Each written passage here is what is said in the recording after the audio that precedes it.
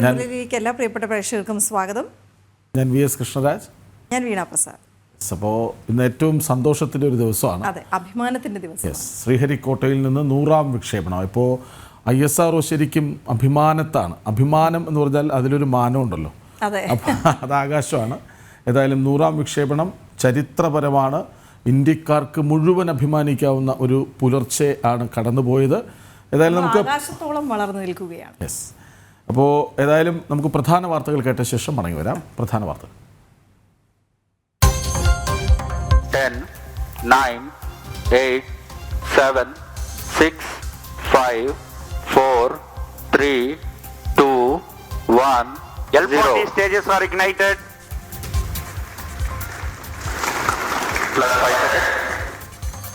ശ്രീഹരിക്കോട്ടയിൽ ചരിത്രക്കുതിപ്പ്. അഭിമാനത്തിന്റെ ആകാശത്ത് ISRO. NVS-2 ഉപഗ്രഹത്തെ ഭ്രമണപഥത്തിലെത്തിച്ച GSLV F-15. 100ാം വിക്ഷേപണം വിജയകരമെന്ന് V. Narayanan. I am extremely happy to announce from the spaceport of ISRO that the first launch of this year 2025 has been successfully accomplished.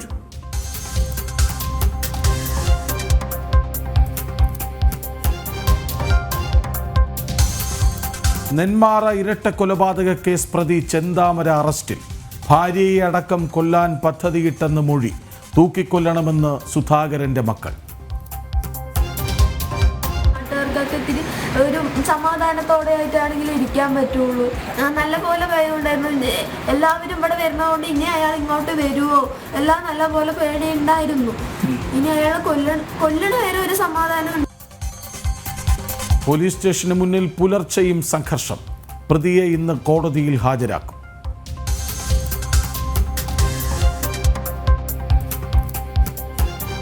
ചെന്താമരയെ പിടികൂടിയത് 36 മണിക്കൂർ തിരച്ചിലിനൊടുവിൽ. Police വലയിലായത് വിശപ്പ് സഹിക്കാതെ വീട്ടിലേക്ക് വരും വഴി. ജയിലിലും ഭാവഭേദമില്ലാതെ ചെന്താമര.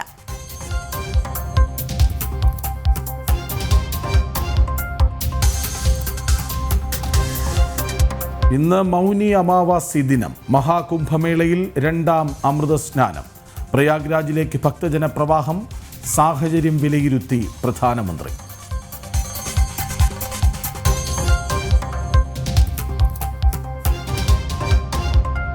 വഖഫ് ഭേദഗതി ബില്ലിൽ നിർണായക ദിവസം. JPC-യുടെ അവസാന യോഗം ഇന്ന്. ഭേദഗതികളിൽ ചർച്ചയിലൂടെ അന്തിമ തീരുമാനം.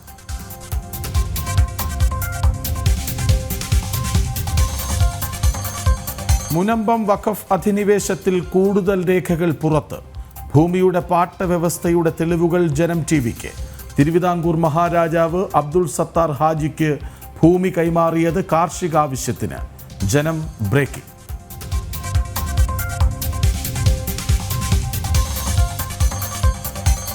PV അൻവറിനെ പൂട്ടാൻ സർക്കാർ. ആലുവയിലെ അനധികൃത ഭൂമി ഇടപാടിൽ കൂടുതൽ തെളിവുകൾ തേടി വിജിലൻസ്. എടത്തല പഞ്ചായത്തിലെ കെട്ടിട നിർമ്മാണ അനുമതിയിൽ കൂടുതൽ ഫയലുകൾ പരിശോധിക്കും.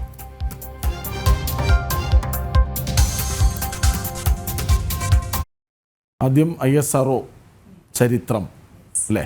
അപ്പോൾ ശതശതവന്ദനം.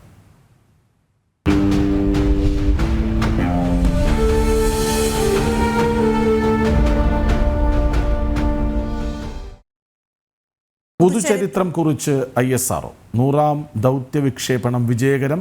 ഗതിനിർണയ ഉപഗ്രഹം NVS-02 വിക്ഷേപിച്ചത് ശ്രീഹരിക്കോട്ടയിലെ സതീഷ് ധവാൻ സ്പേസ് സെന്ററിൽ നിന്നാണ്.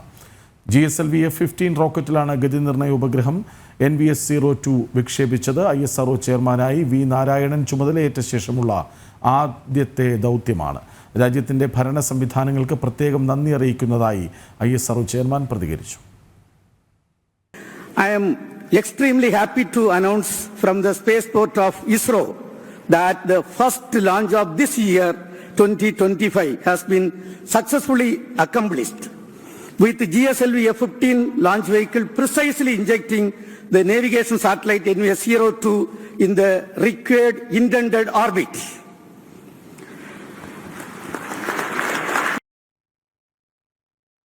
വിവരങ്ങളുമായി ഐസൻ ജോസഫും ചേരും. ഐസൻ, മറ്റൊന്നും ചോദിക്കുന്നില്ല, ആ അഭിമാന നിമിഷത്തെ ഒന്നുകൂടി ഓർത്തു പറയും. അഭിമാന നിമിഷത്തെ ഓർക്കുക എന്നതിനപ്പുറം ഇന്ന് ചെയർമാന്റെ വാക്കുകളാണ് ഏറ്റവും പ്രാധാന്യമുള്ളത്. ഇന്നിപ്പോൾ നമ്മൾ കേട്ട ISRO ചെയർമാനായി ഈ അടുത്ത ദിവസങ്ങളിൽ ചുമതല ഏറ്റെടുത്ത V നാരായണന്റെ വാക്കുകൾ തന്നെയാണ്. 100ാം വിക്ഷേപണം അല്ലെങ്കിൽ ഇന്ന് നടന്ന സതീഷ് ധവാൻ സ്പേസ് സെന്ററിൽ ഇന്ന് നടന്ന വിക്ഷേപണം വിജയകരമെന്ന അദ്ദേഹത്തിന്റെ പ്രഖ്യാപനം തന്നെ ചരിത്രമാണ്. നിരവധിയായ ചരിത്രങ്ങളാണ് അതിന് പിന്നിൽ എഴുതി ചേർക്കാനുള്ളത്. ചരിത്രത്തിന്റെ ഒരു കൊടുമുടിയുടെ മുകളിൽ നിൽക്കുന്നു, അല്ലെങ്കിൽ ഒരു വിജയ ചരിത്രത്തിന്റെ കൊടുമുടിയുടെ മുകളിൽ നിൽക്കുന്നു എന്ന് മാത്രമാണ് ഇപ്പോൾ അക്കാര്യത്തിൽ നമുക്ക് പറയാനുള്ള ഒരു കാര്യം. വളരെ കൃത്യമായി അദ്ദേഹം പറഞ്ഞിരിക്കുന്നു. പ്രതീക്ഷിച്ച ലക്ഷ്യം വെച്ച ഏതാണോ ഓർബിറ്റ് ലക്ഷ്യം വെച്ചത് ആ ഓർബിറ്റിൽ കൃത്യമായി സാറ്റലൈറ്റിനെ വിക്ഷേപിക്കാൻ സാധിച്ചിരിക്കുന്നു എന്ന് അദ്ദേഹം വളരെ കൃത്യമായി പറഞ്ഞു കഴിഞ്ഞു. ഇത് 100ാമത്തെ ലോഞ്ചാണ്. അതുപോലെ തന്നെ ISROയുടെ നാവിഗേഷൻ സാറ്റലൈറ്റിന്റെ സീരീസിലെ 2ാമത്തെ ഏറ്റവും പ്രധാനപ്പെട്ട ഉപഗ്രഹം കൂടിയാണിത്. ഭാരതത്തിന്റെ സ്വന്തമായ ഒരു നാവിഗേഷൻ സംവിധാനവും കൃത്യമായ ആധുനിക സംവിധാനങ്ങളും എല്ലാം തന്നെ ഉൾപ്പെടുത്തി, റുബീഡിയം ക്ലോക്ക് ഉൾപ്പെടെയുള്ള സംവിധാനങ്ങൾ ഉൾപ്പെടുത്തിക്കൊണ്ടുള്ള കൃത്യമായ ഗതി നിർണ്ണയവും അതുപോലെ തന്നെ റേഞ്ചിങ്ങും സാധ്യമാക്കുന്നതിന് വേണ്ടിയുള്ള ഒരു കൃത്യതയാർന്ന വിവരങ്ങൾ ലഭ്യമാകുന്നതിനുള്ള ഒരു സാറ്റലൈറ്റ് ആണ് ഇപ്പോൾ വിക്ഷേപിക്കപ്പെട്ടിരിക്കുന്നത് എന്നത് ഏറെ കൗതുകകരമായ ഒരു കാര്യമാണ്, ഗൗരവമുള്ള ഒരു കാര്യമാണ്. ഭാരതത്തെ സംബന്ധിച്ചിടത്തോളം ഭാരതത്തിന്റെ പ്രതിരോധ രംഗത്തും അതുപോലെ തന്നെ എല്ലാ രംഗങ്ങളിലും നിർണായകമായ വിവരങ്ങൾ ലഭ്യമാക്കുന്നതിനുള്ള ഒരു സാറ്റലൈറ്റ് ആണ് വിക്ഷേപിച്ചിരിക്കുന്നത്. അതാണ് ഇന്നത്തെ ഏറ്റവും അഭിമാനകരമായ ഒരു കാര്യം കൂടിയുള്ളത്. മറ്റൊരു പ്രധാന വിഷയം നമുക്ക് പറയാനുള്ളത്, ഇന്നലെ നമ്മൾ പ്രതീക്ഷിച്ചതുപോലെ കൃത്യം 6:23 GSLV F-15 ലോഞ്ച് വെഹിക്കിളിൽ വളരെ കൃത്യമായി തന്നെ 6:23 ലോഞ്ച് നടന്ന് കൃത്യമായി 17ാമത്തെ മിനിറ്റിൽ റോക്കറ്റ് ഈ സാറ്റലൈറ്റിനെ കൃത്യമായ ഭ്രമണപഥത്തിൽ കൃത്യമായി വിക്ഷേപിക്കുകയും ചെയ്തു. ഇപ്പോൾ അതിന്റെ സാറ്റലൈറ്റ് ഡയറക്ടർ എല്ലാം തന്നെ പറഞ്ഞ വിവരങ്ങൾ അനുസരിച്ച് കുറെയൊക്കെ ഏറ്റവും കൃത്യതയാർന്ന ഒരു ഓർബിറ്റിലേക്ക് സാറ്റലൈറ്റിനെ എത്തിക്കാൻ സാധിച്ചിട്ടുണ്ട്. ഇനി സാങ്കേതികമായ ചില മാനുവറുകൾ മാത്രമാണുള്ളത്. അത്തരം മാനുവറുകൾ കൂടി പൂർത്തിയായാൽ സാറ്റലൈറ്റ് പ്രവർത്തനക്ഷമമാവുകയും ചെയ്യും. വീണ്ടും കാര്യക്ഷമമായ, നമുക്കറിയാവുന്നതാണ്, 1500ഓളം കിലോമീറ്റർ ഭാരതത്തിന്റെ ഏതാണ്ട് മധ്യഭാഗത്ത് നിന്നും 1500 കിലോമീറ്റർ റേഡിയസ് കണക്കാക്കാവുന്ന വലിയൊരു മേഖലയിൽ മുഴുവൻ GPS പോലുള്ള പൊസിഷനിങ് സംവിധാനം കൃത്യമായി ലഭ്യമാക്കുന്നതിനുള്ള സാറ്റലൈറ്റ് വിക്ഷേപിച്ചു കഴിഞ്ഞിരിക്കുന്നു. ഇനി അത് പ്രവർത്തനക്ഷമമാകാൻ പോകുന്നു. വൈകാതെ തന്നെ ഭാരതവും ഈ GPS എന്ന് പറയുന്ന സ്വയം നേടിയെടുത്തിരിക്കുന്നു അല്ലെങ്കിൽ സ്വന്തമാക്കിയിരിക്കുന്നു എന്ന് തന്നെ പറയാവുന്ന ഏറ്റവും സുപ്രധാനമായ ഒരു നേട്ടമാണ്. നമുക്കറിയാവുന്നതാണ് 79 മുതൽ ഇപ്പോൾ നമ്മോടൊപ്പം ചേർന്ന അതിഥി എല്ലാം തന്നെ അതിന്റെ തുടക്ക കാലഘട്ടം തൊട്ട് തന്നെ, അതല്ലെങ്കിൽ ഷാമോഹൻ സാറൊക്കെ അതിന്റെ തുടക്കകാലം തൊട്ട് തന്നെ ISROയോടൊപ്പമുള്ള ആളുകളാണ്. അഭിമാനത്തിന്റെ നിമിഷം അദ്ദേഹത്തിന്റെ വാക്കുകളിൽ നമുക്ക് കാണാൻ സാധിക്കും. അദ്ദേഹത്തിലേക്ക് നമുക്ക് പോകാം എന്ന് തോന്നുന്നു. ISRO അഡ്വാൻസ് ടെക്നോളജീസ് മുൻ പ്രോഗ്രാം ഡയറക്ടർ ശ്രീ ഷാമോഹൻ N നമുക്കൊപ്പം ചേരുന്നുണ്ട്. ശ്രീ ഷാമോഹൻ, 100ാം വിക്ഷേപണം എന്നതിനപ്പുറം ഈ ദൗത്യത്തിൻ്റെ ലക്ഷ്യം അതാണ് കുറച്ചുകൂടി ജനങ്ങളിലേക്ക് എത്തേണ്ടത്.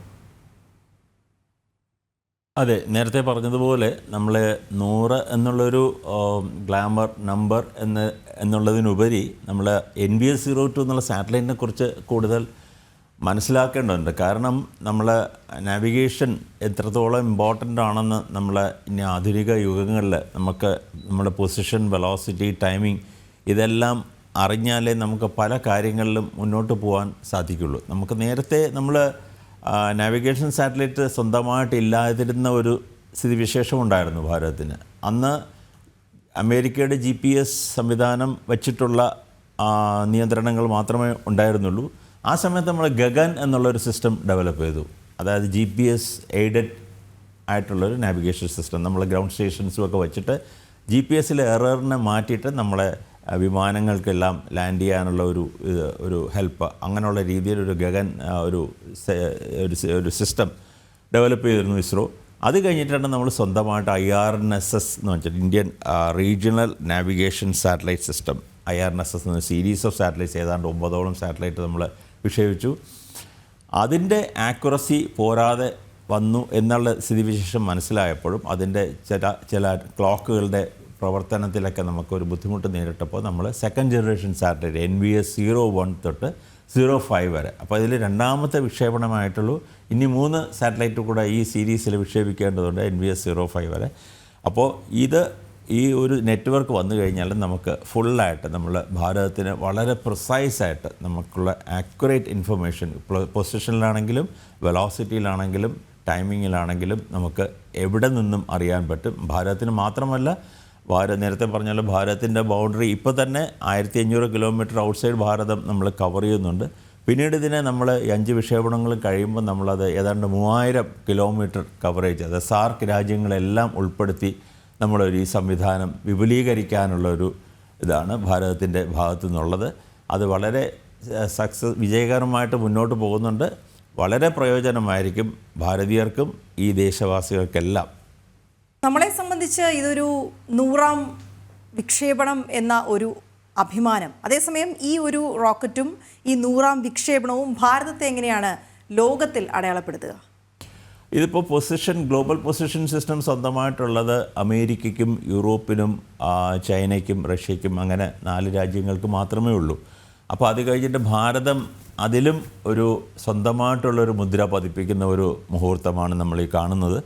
അപ്പോൾ അത് കഴിഞ്ഞ് കഴിഞ്ഞാൽ നമുക്ക് അഡ്വാൻസ് ടെക്നോളജി ലെവലിൽ നമുക്കിപ്പോൾ ഫോർ എക്സാമ്പിൾ നമ്മളിപ്പോൾ self driven cars, driverless car, driver ഇല്ലാത്ത കാറുകളുടെ ഒരു ലോകം ആലോചിക്കും. നമുക്ക് വീട്ടിൽ നിന്ന് പോകാനായിട്ട് നമ്മൾ വെളിയിൽ ഇറങ്ങിക്കഴിഞ്ഞാൽ കാറ് താനേ വന്ന് നമ്മൾ എത്തേണ്ട സ്ഥലത്ത് എത്തിക്കുന്ന ഒരു സംവിധാനം. അപ്പോൾ നമ്മൾ ആക്സിഡൻ്റ് എന്നുള്ള പ്രശ്നങ്ങളോ ഒന്നും വരുന്നില്ല, വഴിയിലുള്ള ഗതാഗത കുരുക്കുകളും ഒന്നും വരുന്നില്ല. എല്ലാം നമ്മൾ നേരത്തെയുള്ള ഈ സാറ്റലൈറ്റ് ഡേറ്റ വഴി നമുക്ക് പ്ലാൻ ചെയ്ത് ചെയ്യാം. അങ്ങനെയുള്ളൊരു സംവിധാനം, സെൽഫ് ഡ്രിവൺ കാർസിൻ്റെ ഒരു സിസ്റ്റം നമുക്ക് കൊണ്ടുവരാൻ പറ്റും. പിന്നെ പ്ലാനിങ്, നമുക്ക് ഓരോ സിറ്റിയുടെയും വികസനത്തിനുള്ള പ്ലാനിങ്ങിന് നമുക്ക് ചെയ്യാൻ പറ്റും. പിന്നെ ഇപ്പോൾ drones technology, drone based delivery system ഒക്കെ നമുക്ക് ഭാവിയിൽ വരുന്ന കാര്യങ്ങളാണ്. അപ്പോൾ നമുക്ക് അറിയാം, നമുക്ക് ആമസോൺ, സ്വിഗ്ഗി അങ്ങനെയുള്ള പല ഇതിൽ നിന്ന് നമുക്ക് വീടുകളിൽ കൊണ്ടുവരുന്നത് ഡെലിവറി ബോയ്സാണ്. അപ്പോൾ ഈ ഡ്രോൺസ് തന്നെ നമുക്ക് ഡയറക്റ്റായിട്ട് കൊണ്ടുവന്ന് കൊടുക്കാനുള്ള, അപ്പോൾ ഞാനൊരു തമാശ രൂപത്തിൽ പറയാണ്, ഇപ്പോൾ വീട്ടിൽ നിന്ന് ജോലിക്ക് പോകുമ്പോൾ വീട്ടിൽ നിന്ന് ഉച്ചഭക്ഷണം വേണമെങ്കിൽ ഡ്രോണിൻ്റെ കയ്യിൽ കൊടുത്തയച്ചാൽ ഓഫീസിലെത്തിക്കുന്ന ഒരു സ്ഥിതിവിശേഷം നമുക്ക് അധികം താമസിക്കാതെ പ്രതീക്ഷിക്കാം. ഇതിനെല്ലാം നമുക്ക് വ്യക്തമായിട്ടുള്ള ഒരു ഗതി നിർണയ സംവിധാനം, നമ്മുടെ രാജ്യത്തിൻ്റേതായിട്ടുള്ള ഒരു സിസ്റ്റം വേണം. അപ്പോൾ അതിനെല്ലാം ഇത് നമുക്ക് ഉപകരിക്കും. പിന്നെ അല്ലാതെ കൃഷിക്ക് വേണ്ടിയുള്ള കാര്യം, അഗ്രികൾച്ചറിന് വേണ്ടിയുള്ള കാര്യങ്ങൾ, നമ്മൾ ലാൻഡിൻ്റെ സർവീസ്, അല്ലെങ്കിൽ നമ്മൾ സാറ്റലൈറ്റ് ഇൻ്റഗ്രേറ്റഡ് ഇൻഫർമേഷൻ, സാറ്റലൈറ്റ് വെച്ചിട്ട് നമ്മൾ കാലാവസ്ഥ നിരീക്ഷണവും ബാക്കിയുള്ള കാര്യങ്ങളും മണ്ണിൻ്റെ കാര്യങ്ങളും എല്ലാം പറഞ്ഞ് ഒരു ഇൻ്റഗ്രേറ്റഡ് സിസ്റ്റം കർഷകന് കൊടുക്കാൻ കഴിയും. പിന്നെ മീൻപിടുത്തക്കാർക്ക് നമുക്ക് വളരെയധികം സഹായകമാകുന്ന അവരുടെ പൊസിഷനിങ് സിസ്റ്റം, അവരുടെ എവിടെയാണെന്ന് കൃത്യമായിട്ട് അറിയാനും കരയിലേക്ക് എത്താൻ എത്ര സമയമെടുക്കുമെന്ന് അറിയാനും എല്ലാത്തിനും നമുക്കിത് കഴിയും. പിന്നെ ഫോറസ്റ്റിൻ്റെ പ്ലാനിങ്, അങ്ങനെ പല മേഖലകൾ വളരെയധികം ഉപകാരം ചെയ്യാൻ പോകുന്ന ഒരു സീരീസ് ഓഫ് സാറ്റലൈറ്റ്സ് ആണ് NVS സീരീസ്. അത് 5 വിക്ഷേപണങ്ങൾ കഴിയുമ്പോൾ നമ്മളതിൻ്റെ പ്രയോജനങ്ങൾ നമുക്ക് വളരെ വ്യക്തമായിട്ട് കാണാൻ കഴിയും. യെസ്, ഡോക്ടർ ശ്യാംമോഹൻ, ഈ ഉപഗ്രഹത്തിന് 2 ഘടകങ്ങൾ, ഒന്ന് നാവിഗേഷൻ, ഒന്ന് റേഞ്ചിങ്. ഇതിൻ്റെ രണ്ടിൻ്റെയും പ്രത്യേകത എന്താണ്? അത് മെയിനായിട്ട് ഞാൻ നേരത്തെ പറഞ്ഞ പോലെ PVT എന്നുള്ളൊരു വാക്ക്, പ്രൈവറ്റിൻ്റെ PVT എന്ന് നമുക്ക് ആലോചിച്ച് കഴിഞ്ഞാൽ പൊസിഷൻ, വെലോസിറ്റി, ടൈമിംഗ്, ഇത് 3മാണ് ഈ ഒരു നാവിഗേഷൻ സീരീസ് ഓഫ് സാറ്റലൈറ്റ്സ് കൊണ്ട് നമ്മൾ ഉദ്ദേശിക്കുന്നത്. ഒന്ന്, നമ്മൾ പൊസിഷൻ, നമ്മൾ എവിടെയാണെന്ന് കൃത്യമായിട്ട് നമുക്കറിയാം. അത് ഈ ഞാൻ നേരത്തെ പറഞ്ഞ കടലിൽ പോകുന്ന ഒരു മത്സ്യബന്ധന ബോട്ടിനാണെങ്കിലും, അല്ലെങ്കിൽ ഒരു കാട്ടിൽ അകപ്പെട്ടു പോയിട്ടുള്ള ഒരു റെസ്ക്യൂ ഓപ്പറേഷൻ ചെയ്യുന്ന ഒരു ടീമിനാണെങ്കിൽ അവരെവിടെയാണെന്ന് കൃത്യമായിട്ട് അറിയാനുള്ള ഒരു സംവിധാനം, അത് നമ്മൾ പൊസിഷൻ സർവീസ് വഴി കൊടുക്കും. പിന്നെ വെലോസിറ്റി, നമ്മൾ ഈ വെലോസിറ്റീസ് നമ്മൾ റേഞ്ചിങ് എന്ന് പറയുന്നത് നമ്മൾ ഈ സാറ്റലൈറ്റ്സിൻ്റെ ഓർബിറ്റ്സ് വരെ നമുക്ക് ഇത് വെച്ചിട്ട് നമുക്ക് വ്യക്തമായിട്ട് നിർവചിക്കാൻ കഴിയും. പിന്നെ ഈ സ്പേസിൽ അലഞ്ഞു തിരിഞ്ഞ് നടക്കുന്ന ഏതെങ്കിലും ഡെബ്രി, അങ്ങനെയുള്ള ഒരു നമുക്ക് എന്തെങ്കിലും ത്രെട്ട് ഉണ്ടെങ്കിൽ അതിൻ്റെ സഞ്ചാരപഥം നമുക്ക്, അല്ലെങ്കിൽ അതിൻ്റെ ഓർബിറ്റ് നമുക്ക് പ്രിസൈസായിട്ട് കാൽക്കുലേറ്റ് ചെയ്യാൻ കഴിയും. അങ്ങനെ പല കാര്യങ്ങളും. പിന്നെ ടൈമിംഗ്, അതാണ് പൊസിഷൻ, വെലോസിറ്റി, ടൈമിംഗ് എന്ന് പറയും. ഇപ്പോൾ ഈ 3 മേഖലകളിലും നമുക്ക് ഉപകാരപ്പെടുന്ന ഒരു നിയന്ത്രണ സംവിധാനമാണ് ഈ navigation series of NVS series of satellite. ഈ AI രംഗത്ത് എന്തെങ്കിലും നേട്ടം ഇതുവഴി ഉണ്ടാകാനിടയുണ്ടോ?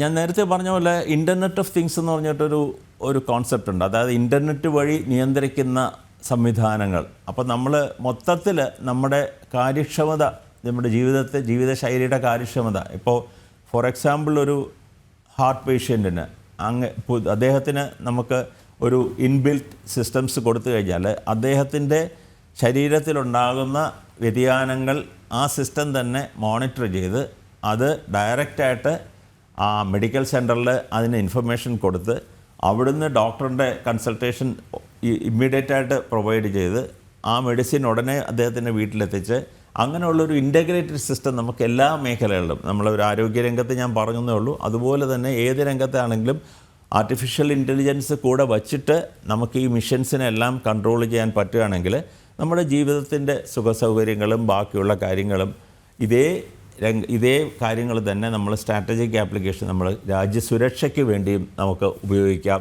നമുക്ക് പലതും ആർട്ടിഫിഷ്യൽ ഇൻ്റലിജൻസ് വഴി കാര്യങ്ങൾ അറിഞ്ഞ് നമുക്ക് മുൻകൂറായിട്ട് അതിനുള്ള പ്രിക്കോഷൻസ് എടുക്കാം. അങ്ങനെ എല്ലാ മേഖലകളിലും ഇതിൻ്റെ കോൺട്രിബ്യൂഷൻസ് വരും, ഇതിൻ്റെ സംഭാവനകൾ വരും. സാധാരണ നമ്മൾ ശാസ്ത്രം ഇങ്ങനെ മുന്നോട്ടാണല്ലോ ചിന്തിക്കാറ്, ആധുനികം എന്നൊക്കെ. പക്ഷേ പരിസ്ഥിതി സംരക്ഷണ മേഖലയിൽ അതും ഒക്കെ നമുക്ക് എപ്പോഴും നമ്മൾ ഈ ഇത്തരം റോക്കറ്റ് വിക്ഷേപണ കാര്യങ്ങളിലൊക്കെയും ശ്രദ്ധിക്കാറുള്ളൊരു കാര്യമാണ്. ഈ ആധുനിക ഉപഗ്രഹം അതെങ്ങനെ ഗുണം ചെയ്യും? ഈ ഉപഗ്രഹം മെയിനായിട്ട് ഞാൻ പറഞ്ഞില്ലേ, നാവിഗേഷൻ സിസ്റ്റത്തിൻ്റെ 5 സാറ്റലൈറ്റ്സിൽ രണ്ടാമത്തെ സാറ്റലൈറ്റ്സാണ്. അപ്പോൾ പരിസ്ഥിതി സംരക്ഷണത്തിൽ ഫോർ എക്സാമ്പിൾ ഇപ്പോൾ ലോസ് ഏഞ്ചൽസ് നടക്കുന്ന ഒരു കാട്ടുതീ നമ്മളെല്ലാം വായിക്കുന്നുണ്ട്. അപ്പോൾ നമ്മൾ സാറ്റലൈറ്റ്സ് വഴി നമുക്ക് ഭൂമിയെ അല്ലെങ്കിൽ ഭാരതത്തിൻ്റെ നിരീക്ഷകരാണ് ഈ സാറ്റലൈറ്റ്സ്. നമ്മൾ ഭ്രമണപഥത്തിൽ അല്ലെങ്കിൽ ശൂന്യാകാശത്ത് നിന്നിട്ട് ഭാരതത്തിനെ നോക്കിക്കണ്ട് ഭാരതത്തിൻ്റെ കാര്യങ്ങളെല്ലാം നോക്കുന്നു, കാവൽക്കാരായിട്ട് പ്രവർത്തിക്കുന്നു. നമ്മൾ ഉറങ്ങുമ്പോഴും ഇത് ഉറങ്ങാതെ 24 മണിക്കൂറും എന്താ പറയുക, വർഷത്തിൽ എല്ലാ ദിവസങ്ങളും ഇത് കണ്ടിന്യൂസ് ആയിട്ട് പ്രവർത്തിച്ചുകൊണ്ടിരിക്കുന്ന നമ്മുടെ കാവൽക്കാരാണ് അല്ലെങ്കിൽ നമ്മുടെ കൂട്ടുകാരാണ്.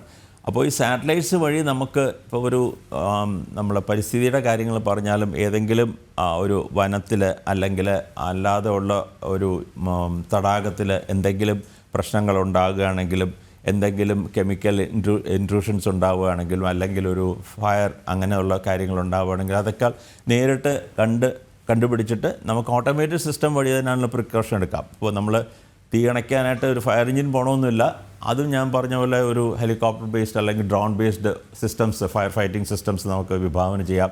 അങ്ങനെയുള്ള കാര്യങ്ങൾ ചെന്ന് അവിടെ തീ അണയ്ക്കാം. റെസ്ക്യൂ ഓപ്പറേഷൻസ്, നമ്മളൊരു ഫ്ലാറ്റിലൊരു അപകടം ഉണ്ടായിക്കഴിഞ്ഞാൽ ഞാൻ നേരത്തെ പറഞ്ഞ പോലെ ഡ്രോൺസ് വെച്ചിട്ട്, വലിയ ഡ്രോൺസ്, ചെറിയ ഡ്രോൺസ് അല്ല ഞാൻ ഉദ്ദേശിക്കുന്നത്, വലിയ ഡ്രോൺസ് മാൻഡേറ്റഡ് ഡ്രോൺസ് വെച്ചിട്ട് നമുക്ക് ആളുകളെ റെസ്ക്യൂ ചെയ്യാം. അങ്ങനെ പല കാര്യങ്ങൾ നമ്മൾ ഫ്യൂച്ചറിൽ ചിന്തിക്കുമ്പോഴത്തേക്ക് അതിനെല്ലാം ഈ നാവിഗേഷൻ ആവശ്യമാണ്. നമ്മൾ എവിടെയാണ് എങ്ങോട്ടാണ് പോകുന്നതെന്ന് അറിഞ്ഞാലേ നമുക്ക് എല്ലാ കാര്യങ്ങളും മുന്നോട്ട് ചെയ്യാൻ പറ്റുള്ളൂ. അപ്പോൾ അതിനെല്ലാം ഇത് ഉപകാരം ചെയ്യുന്ന ഉറപ്പാണ്. ഡോക്ടർ ശ്യാമോഹൻ, ഒരു ചോദ്യം കൂടി. അതായത് നമ്മൾ ഈ സൈക്കിളിൽ ചെറു റോക്കറ്റുകൾ കൊണ്ടുപോയ കാലത്ത് നിന്ന് 100ാമത്തെ വിക്ഷേപണത്തിലേക്ക് എത്തി നിൽക്കുന്നു. ഇപ്പോൾ നമ്മൾ ചെയ്യുന്നതെല്ലാം വിജയകരമെന്ന് നമുക്ക് അഭിമാനിക്കാവുന്ന ഒരു സമയത്ത് എത്തി നിൽക്കുന്നു. അപ്പോൾ ആ പഴയ IRNSS സാറ്റലൈറ്റിൽ നിന്ന് ഇപ്പോഴത്തെ NVS എത്തി നിൽക്കുമ്പോൾ എന്താണ് വ്യത്യാസം? അത് IRNSS വളരെ പഴയതെന്ന് പറയാൻ പറ്റില്ല. ആദ്യം നമ്മൾ തുടങ്ങിയ ഗഗൻ പ്രോഗ്രാമാണ്. അത് കഴിഞ്ഞിട്ട് 2016 IRNSSൻ്റെ ആദ്യത്തെ വിക്ഷേപണം ചെയ്യുന്നത്. എന്നിട്ട് IRNSS സീരീസ് ഓഫ് സാറ്റലൈറ്റ്സ് നമ്മൾ വിക്ഷേപിക്കുകയുണ്ടായി. അതിനിടയ്ക്ക് GSLVയിൽ നമുക്കൊരു പരാജയം ഉണ്ടായി. അതുകൊണ്ട് IRNSSൻ്റെ കോൺസ്റ്റലേഷൻ കുറച്ച് ഡിലേ വന്നു. അത് കഴിഞ്ഞിട്ട് IRNSSൻ്റെ 9 സാറ്റലൈറ്റ് നമ്മൾ വിക്ഷേപിച്ചിട്ടുണ്ട് മൊത്തത്തിൽ. അതിൽ ഇപ്പോൾ 3 ഹെൽത്തി ആയിട്ട് പ്രവർത്തിക്കുന്നുണ്ട്. അപ്പോൾ നമുക്ക് മിനിമം 4 സാറ്റലൈറ്റ്സ് എങ്കിലും വേണം. അപ്പോൾ അത് കഴിഞ്ഞിട്ട് നമ്മൾ IRNSSൻ്റെ കുറവുകൾ നമ്മൾ പഠിച്ച് മനസ്സിലാക്കി കഴിഞ്ഞു. അപ്പോൾ അതിൽ നമ്മൾ അതിൻ്റെ ക്ലോക്കിൻ്റെ പ്രവർത്തനക്ഷമത അത് കൂടുതൽ ക്ഷമമാക്കേണ്ടതുണ്ട് എന്ന് മനസ്സിലാക്കി, അതിൻ്റെ ലൈഫ് കൂട്ടണമെന്ന് മനസ്സിലാക്കി. അപ്പോൾ അതുകൊണ്ട് അറ്റോമിക് ക്ലോക്ക്, റുബീഡിയം ബേസ്ഡ് ഒരു സിസ്റ്റം വെച്ചിട്ട് അതിൻ്റെ കാര്യക്ഷമത കൂട്ടാനുള്ള ഈ ഒരു റുബീഡിയം അറ്റോമിക് ഫ്രീക്വൻസി സ്റ്റാൻഡേർഡ് എന്ന് പറഞ്ഞിട്ട് RFS എന്ന് പറഞ്ഞിട്ടൊരു സിസ്റ്റമാണ് ഇതിലിപ്പോൾ യൂസ് ചെയ്യുന്നത്. അത് വച്ചിട്ട് നമ്മൾ 2nd ജനറേഷൻ സാറ്റലൈറ്റ്സാണ് ഈ NVS സീരീസിൽ വരുന്നത്. അപ്പോൾ അത് നമുക്ക് കൂടുതൽ പ്രിസൈസ് ആയിട്ടുള്ള ഇൻഫർമേഷൻ തരും, കൂടുതൽ ലൈഫ് തരും, പിന്നെ കൂടുതൽ ആക്യുറേറ്റ് ആയിട്ടുള്ള പൊസിഷൻ ആണെങ്കിലും വെലോസിറ്റി ആണെങ്കിലും തരും. അങ്ങനെ 2nd ജനറേഷൻ സാറ്റലൈറ്റ് 5 വിക്ഷേപിക്കണം. പിന്നെ ഇതിൻ്റെ 5 വിക്ഷേപിക്കുമ്പോഴേ നമുക്ക് നമ്മൾ നേരത്തെ പറഞ്ഞ പോലെ 3000 കിലോമീറ്റർ കവറേജിൽ നമുക്ക് ചെയ്യാൻ പറ്റുള്ളൂ. മിനിമം 4 സാറ്റലൈറ്റ്സ് എങ്കിലും ഉണ്ടെങ്കിൽ നമുക്ക് കൂടുതൽ സാറ്റലൈറ്റ്സ് വരുന്നതോറും ആക്യുറസി കൂടും, നമുക്ക് ഏരിയ കവറേജ് കൂടും. അങ്ങനെയുള്ളൊരു പാതയിലോട്ടാണ് നമ്മൾ പൊയ്ക്കൊണ്ടിരിക്കുന്നത്. ശരി. അപ്പോൾ ISRO 100ാം വിക്ഷേപണം ശ്രീഹരിക്കോട്ടയിൽ നടത്തിക്കഴിഞ്ഞു. അത് വിജയകരമാണെന്ന ഇരട്ടി സന്തോഷം വേറെ. ഏതായാലും വലിയൊരു കുതിപ്പിലേക്കാണ് ഭാരതം പോകുന്നത് എന്ന് കൃത്യമായി സൂചിപ്പിക്കുന്നതാണ് ഈ വിക്ഷേപണം എന്ന കാര്യത്തിൽ സംശയമില്ല. അതിനെക്കുറിച്ച് കൃത്യമായി വിലയിരുത്തുകയായിരുന്നു ISRO അഡ്വാൻസ് ടെക്നോളജീസ് മുൻ പ്രോഗ്രാം ഡയറക്ടർ ഡോക്ടർ ശ്യാമോഹൻ. നന്ദി. ഈ വിഷയത്തെക്കുറിച്ച് വിവരിക്കുകയായിരുന്നു ഐസൻ ജോസ്. ഒടുവിൽ ചെന്താമര വലയിലായി അല്ലേ? അത് അതിക്രൂരനായ സൈക്കോ ചെന്താമര. കാരണം 2 കുട്ടികളെ അനാഥനാക്കിയ കൊടും കുറ്റവാളിയാണ് ചെന്താമര. ചെന്താമര ഇന്നലെ രാത്രി വളരെ വൈകിയാണ് പോലീസ് പിടിക്കുന്നത്. അതാകട്ടെ ഈ വിശപ്പ് സഹിക്കാൻ പറ്റാത്ത ആളാണ്. കാരണം കഴിഞ്ഞ കൊലപാതകം 2019 ഈ കുട്ടികളുടെ അമ്മയെ കൊലപ്പെടുത്തിയ ശേഷം വനത്തിനുള്ളിൽ പോയി ഒളിച്ചിരുന്നു. അപ്പോഴും വിശപ്പ് സഹിക്ക വയ്യാതെയാണ് തിരികെ ഇറങ്ങി വന്നത്. ഇന്നലെയും അങ്ങനെയായിരുന്നു. വിശപ്പ് സഹിക്ക വയ്യാതെ വീട്ടിലേക്ക് വരുന്ന വഴിയാണ് പോലീസ് പിടികൂടിയത്. പക്ഷെ 36 മണിക്കൂർ ഇതിന് പിന്നിൽ നാട്ടുകാരും പോലീസും പ്രയത്നിച്ചു എന്ന കാര്യം നമ്മൾ എടുത്തു പറയണം. ഡ്രോണിന്റെ കണ്ണുകളെ പോലും വെട്ടിച്ചാണ്. ജലാശയങ്ങളിൽ പോലും പോലീസ് പരതി. കാരണം വിഷക്കുപ്പി വീട്ടിൽ നിന്ന് കണ്ടെത്തിയിരുന്നു. പക്ഷേ ഒരു കൊടും കുറ്റവാളി എന്ന നിലയിൽ ഈ അന്വേഷണത്തെ വഴിതിരിച്ചു വിടാനുള്ളൊരു ശ്രമമായിരുന്നു ഇയാൾ നടത്തിയെന്ന കാര്യത്തിൽ സംശയം വേണ്ട. ഏതായാലും ചെന്താമരയുടെ ഈ നെന്മാറ ഇരട്ടക്കൊലപാതക കേസിലെ പ്രതി ചെന്താമരയുടെ അറസ്റ്റ് രേഖപ്പെടുത്തിയിട്ടുണ്ട്. പ്രതി ആലത്തൂർ DYSP ഓഫീസിലേക്ക് മാറ്റി. പുലർച്ചെ 1:30 അറസ്റ്റ് രേഖപ്പെടുത്തിയത്. ഇന്ന് ആലത്തൂർ കോടതിയിൽ ഹാജരാക്കും. ഒളിവിൽ കഴിയവേ താൻ കാട്ടാനയ്ക്ക് മുന്നിൽ പെട്ടുവെന്നും പ്രതി ചെന്താമര പറഞ്ഞു. മലയ്ക്ക് മുകളിൽ പോലീസ് ഡ്രോൺ പരിശോധന നടത്തിയത് കണ്ടു എന്നും ചെന്താമര മൊഴി നൽകി. അതേസമയം പ്രതി ചെന്താമരയെ തൂക്കിക്കൊല്ലണമെന്ന് സുധാകരന്റെ മക്കൾ ആവശ്യപ്പെട്ടു. നാട്ടുകാർക്കൊക്കെ ഇത്തിരി ഒരു സമാധാനത്തോടെ ആയിട്ടാണെങ്കിലും ഇരിക്കാൻ പറ്റുള്ളൂ. നല്ല പോലെ പേടിയുണ്ടായിരുന്നു. എല്ലാവരും ഇവിടെ വരുന്നതുകൊണ്ട് ഇനി അയാൾ ഇങ്ങോട്ട് വരുമോ എല്ലാം നല്ല പോലെ പേടിയുണ്ടായിരുന്നു. ഇനി അയാളെ കൊല്ലണ വരെ ഒരു സമാധാനം. ആലത്തൂർ പോലീസ് സ്റ്റേഷനിൽ നിന്ന് അരുൺ ആലത്തൂർ ചേരുന്നുണ്ട്. അരുൺ, ഇന്നലെ രാത്രി വൈകി 1:30 അറസ്റ്റ് രേഖപ്പെടുത്തിയിരിക്കുന്നു. ഇന്നിപ്പോൾ ഇനി നടപടിക്രമങ്ങൾ എങ്ങനെയാണ്? പിടിയിലായിരിക്കുന്നത് കൊടും കുറ്റവാളിയാണ്. മറ്റൊരു കൊലപാതക കേസിൽ ജാമ്യത്തിലിറങ്ങി മുങ്ങിയ ആളാണ്. അപ്പോൾ നടപടിക്രമങ്ങൾ എങ്ങനെയായിരിക്കും? പ്രതിയുടെ അറസ്റ്റ് രേഖപ്പെടുത്തി ചോദ്യം ചെയ്യുന്നത് പുരോഗമിച്ചുകൊണ്ടിരിക്കുകയാണ്. പോലീസ് കൂടുതൽ വിവരങ്ങൾ ഈ കൊടും ക്രിമിനലിൽ നിന്ന് ചോദിച്ചറിയുന്നു എന്നുള്ളതാണ് നമുക്ക് മനസ്സിലാക്കാൻ സാധിക്കുന്നത്. അതിനുശേഷം ആലത്തൂർ കോടതിയിലായിരിക്കും പ്രതിയെ ഹാജരാക്കുക. പ്രതിയെ ഹാജരാക്കി കഴിഞ്ഞാൽ ഇന്ന് കസ്റ്റഡി അപേക്ഷയോ മറ്റോ ഒന്നും നൽകില്ല എന്നുള്ളതാണ് മനസ്സിലാക്കാൻ സാധിക്കുന്നത്. കാരണം ജനങ്ങൾ വലിയ രോഷാകുലരാണ്. ഇന്നലെ ഈ ചെന്താമരയെ പിടികൂടി നെന്മാറ സ്റ്റേഷനിലേക്ക് എത്തിച്ചപ്പോൾ തന്നെ ആളുകൾ വലിയ രീതിയിൽ രോഷാകുലരായിരുന്നു. അതുകൊണ്ട് തന്നെ തെളിവെടുപ്പ് ഉൾപ്പെടെയൊക്കെ ഉടൻ തന്നെ നടത്തുകയാണെങ്കിൽ അത് വലിയ ബുദ്ധിമുട്ട് സൃഷ്ടിക്കുമെന്ന് പോലീസ് കണക്കുകൂട്ടുന്നുണ്ട്. അതുകൊണ്ട് തന്നെ 5 ദിവസത്തിന് ശേഷം മാത്രമായിരിക്കും പ്രതിയെ കസ്റ്റഡിയിൽ വാങ്ങുന്ന നടപടികളിലേക്ക് കടക്കുക എന്നുള്ളതാണ് നമുക്ക് മനസ്സിലാക്കാൻ സാധിക്കുന്നത്. ഏതായാലും ഇന്നലെ കൃത്യം ഒരു 10:45 ഈ പ്രതി പോലീസിന്റെ പിടിയിലാവുന്നത്. ആദ്യം പോലീസിന് ഈ പ്രതി വിശന്ന് വലഞ്ഞ് വീട്ടിലേക്ക് വരും എന്ന ഒരു സൂചന കൃത്യമായിട്ട് തന്നെ ലഭിക്കുകയുണ്ടായി. ഏകദേശം ഒരു 7:30 തന്നെ പോലീസിനെ ഇത് സംബന്ധിച്ചൊരു വിവരം ലഭിക്കുകയുണ്ടായി. അങ്ങനെ ആ വിവരം ലഭിച്ചപ്പോൾ പോലീസ് മാധ്യമങ്ങളോട് പറഞ്ഞു മാട്ടായി ഭാഗത്ത് ഈ പ്രതി ഉണ്ട് എന്ന തരത്തിൽ മാധ്യമങ്ങളെ തെറ്റിദ്ധരിപ്പിക്കുകയും തുടർന്ന് മാധ്യമങ്ങൾ ആ ഭാഗത്ത് പോയി അവിടെ പരിശോധന നടക്കുന്നുണ്ടെന്ന് പോലീസ് ഈ ഭാഗത്ത് നാട്ടുകാരായ ചിലരും മറ്റുമൊക്കെ അവിടെ പ്രതിയെ കണ്ടു എന്ന തരത്തിൽ വാർത്തകൾ വരികയും മാധ്യമങ്ങളുടെ എല്ലാം ശ്രദ്ധ അങ്ങോട്ടേക്ക് തിരിച്ചുവിടുകയും ചെയ്തു. ഈ സമയത്താണ് അതിവിദഗ്ധമായി ഈ പ്രതി ഭക്ഷണം കഴിക്കാനായി തൻ്റെ വീട്ടിലേക്ക് വിശന്ന് വലഞ്ഞ് മലയിൽ കയറിയിരുന്ന ആ പ്രതി വിശന്ന് വലഞ്ഞ് തൻ്റെ വീടിൻ്റെ ഭാഗത്തേക്ക് വന്നത്. അങ്ങനെ വീടിൻ്റെ ഭാഗത്തേക്ക് വന്ന സമയത്താണ് പോലീസ് പ്രതിയെ പിടികൂടുന്നത്. തുടർന്ന് മാധ്യമങ്ങളുടെയൊക്കെ കണ്ണു വെട്ടിച്ചുകൊണ്ട് സ്റ്റേഷനിലേക്ക് എത്തിക്കാനുള്ള ഒരു ശ്രമമായിരുന്നു പോലീസിന്റെ ഭാഗത്തു നിന്ന് ഉണ്ടായിരുന്നത്. പക്ഷേ കൃത്യം ഒരു 10:45 തന്നെ മാധ്യമങ്ങൾക്ക് കൃത്യമായി ഈ പ്രതി പോലീസിന്റെ പിടിയിലായിട്ടുണ്ട് എന്നുള്ള വിവരം ലഭിക്കുകയായിരുന്നു. തുടർന്ന് നമ്മൾ മാധ്യമങ്ങൾ ആ വാർത്ത റിപ്പോർട്ട് ചെയ്യുന്നു. പിന്നാലെ നാട്ടുകാരെല്ലാവരും ആ നെന്മാറ പോലീസ് സ്റ്റേഷൻ ഭാഗത്തേക്ക് ഇരമ്പി എത്തുന്ന കാഴ്ചയാണ് നമ്മൾ കണ്ടത്. ആ സമയത്ത് ആലത്തൂർ DYSP ആയ മുരളീധരന്റെ നേതൃത്വത്തിൽ ഒരു കാറിലാണ് ആദ്യം പ്രതിയെ നെന്മാറ പോലീസ് സ്റ്റേഷനിലേക്ക് കൊണ്ടുവന്നത്. അങ്ങനെ അങ്ങനെ നെന്മാറ പോലീസ് സ്റ്റേഷനിലേക്ക് ഈ പ്രതിയെ കൊണ്ടുവന്ന സമയത്ത് തന്നെ ധാരാളം ആളുകൾ, നാട്ടുകാർ വലിയ രീതിയിൽ പ്രതിഷേധവുമായി പോലീസ് സ്റ്റേഷന്റെ മുൻപിൽ നിൽക്കുന്നുണ്ടായിരുന്നു. പ്രതിയെ ഈ സ്റ്റേഷനകത്തേക്ക് കയറ്റിയതും ഈ നാട്ടുകാർ ഒന്നടങ്കം ഇടിച്ചു കയറുകയായിരുന്നു പോലീസ് സ്റ്റേഷനകത്തേക്ക്. പക്ഷേ പിന്നീട് പോലീസ് അവരെ ഈ സ്റ്റേഷന്റെ പുറത്തേക്ക്, അതായത് കോമ്പൗണ്ടിൽ നിന്നും പുറത്തേക്ക് നാട്ടുകാരെയൊക്കെ മാറ്റുകയും തുടർന്ന് പ്രതിയെ അവിടെ സ്റ്റേഷനിൽ എത്തിച്ച് കൂടുതൽ ചോദ്യം ചെയ്യുന്ന നടപടികളൊക്കെ ആരംഭിക്കുകയും ചെയ്തു. ഈ സമയം നാട്ടുകാർ വീണ്ടും രോഷാകുലരായി. നാട്ടുകാർ വലിയ രീതിയിൽ ബഹളം വയ്ക്കുകയും പ്രതിയെ തങ്ങൾക്ക് വിട്ടുതരൂ, ഇത്തരത്തിൽ 2 പേരുടെ കൊല നടത്തിയിട്ടുള്ള ആ പ്രതി തങ്ങളുടെ സ്വൈര്യ ജീവിതത്തെയാണ് നശിപ്പിച്ചിരിക്കുന്നത്, അതുകൊണ്ട് തന്നെ ആ പ്രതിയെ തങ്ങൾക്ക് വിട്ടുതരൂ എന്ന് പറഞ്ഞുകൊണ്ടായിരുന്നു നാട്ടുകാർ വലിയ രീതിയിൽ രോഷാകുലരായത്. അങ്ങനെ ആ രോഷാകുലരായ നാട്ടുകാർ പോലീസ് സ്റ്റേഷന്റെ ഗേറ്റിനെ ഇടിച്ച് തകർക്കാൻ ശ്രമിക്കുകയും പിന്നീട് ആ ഒരു വലതുവശത്തെ ഗേറ്റ് തകരുകയും അതിനിടയ്ക്ക് ഇടതുവശത്തുണ്ടായിരുന്ന ഈ ഗേറ്റിന്റെ മതിൽക്കാല് തകരുകയും ഒക്കെ ചെയ്തു. ഇതോടുകൂടെ പോലീസ് ഈ തടിച്ചുകൂടിയിട്ടുള്ള നാട്ടുകാർക്ക് നേരെ ലാത്തി വീശുകയും പെപ്പർ സ്പ്രേ ഉപയോഗിക്കുകയും ഒക്കെ ചെയ്തു. പിന്നീട് ജനപ്രതിനിധികൾ ഉൾപ്പെടെ എത്തിയാണ് നാട്ടുകാരെ നിയന്ത്രിക്കുന്ന സാഹചര്യം ഉണ്ടായത് എന്നുള്ളതാണ്. അതേസമയം തന്നെ പോലീസിന് അത് വലിയ പണിപ്പെടുകയായിരുന്നു ഈ നാട്ടുകാരെയൊക്കെ നിയന്ത്രിക്കുന്നതിന്. അതിനുശേഷം ജനപ്രതിനിധികളൊക്കെ എത്തിയതോടുകൂടെ തന്നെ നാട്ടുകാർ ഏറെക്കുറെ ശാന്തരായി. ഈ സമയത്ത് പോലീസ് പിന്നീട് കൂടുതൽ ചോദ്യം ചെയ്യുന്ന നടപടികളിലേക്ക് കടന്നു. തുടർന്ന് 1:30 അതായത് പുലർച്ചെ 1:30 പ്രതിയുടെ അറസ്റ്റ് രേഖപ്പെടുത്തുന്നത്.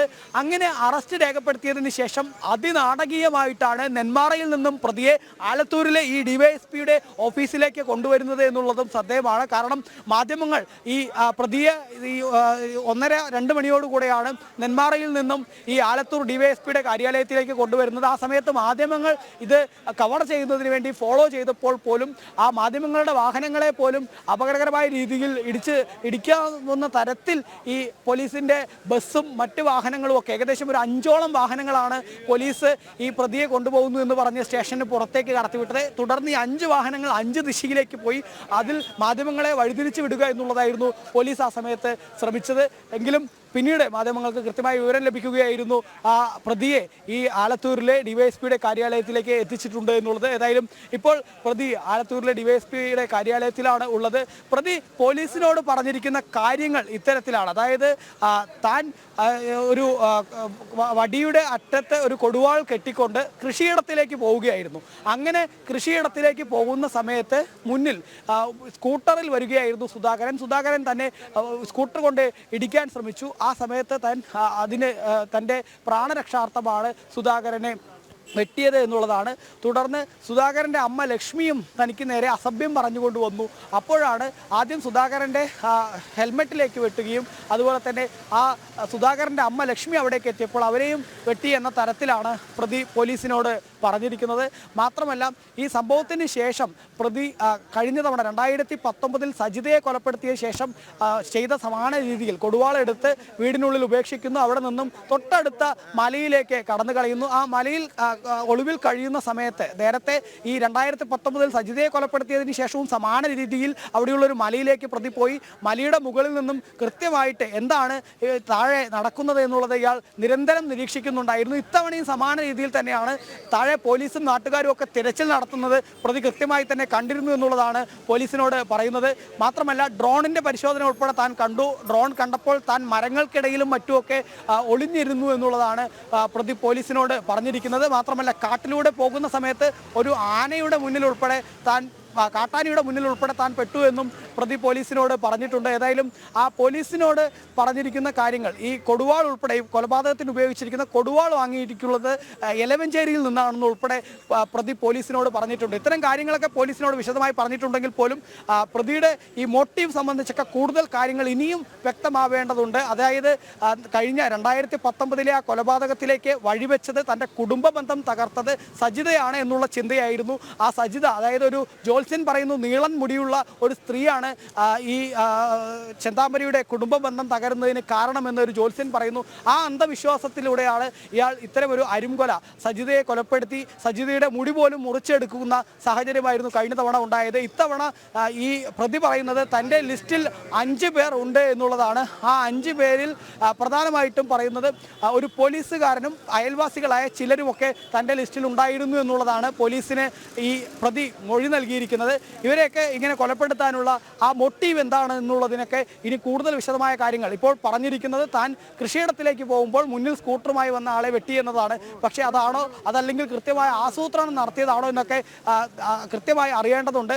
പോലീസ് പറയുന്നത് പലപ്പോഴും ഇയാൾ പറഞ്ഞ കാര്യങ്ങൾ പലതും മാറ്റി മാറ്റി പറയുന്ന ഒരു സാഹചര്യമുണ്ട് എന്നുള്ളതാണ്. അതുകൊണ്ട് തന്നെ ഇന്ന് ആലത്തൂരിൽ ഡിവൈഎസ്പിയുടെ ഈ കാര്യാലയത്തിൽ SP മാധ്യമങ്ങളെ കാണും. മാധ്യമങ്ങളെ കണ്ടതിന് ശേഷം ഇതുവരെ എന്തൊക്കെ കാര്യങ്ങളാണ് ഈ കൊടും ക്രിമിനൽ പോലീസിന് നൽകിയിരിക്കുന്ന ചോദ്യം ചെയ്യലിൽ നൽകിയിരിക്കുന്ന മൊഴി എന്നുള്ളത് പോലീസ് മാധ്യമങ്ങൾക്ക് മുൻപിൽ വിശദീകരിക്കുമെന്നാണ് നമുക്ക് മനസ്സിലാക്കാൻ സാധിക്കുന്നത്. അതേസമയം തന്നെ നേരത്തെ ചോദിച്ച നടപടികൾ, ആ നടപടികൾ എന്നുള്ളത് ഇന്ന് ഏതായാലും പ്രതിയെ ആലത്തൂർ കോടതിയിലായിരിക്കും ഹാജരാക്കുക. ആ ആലത്തൂർ കോടതിയിൽ ഹാജരാക്കിയതിന് ശേഷം ഈ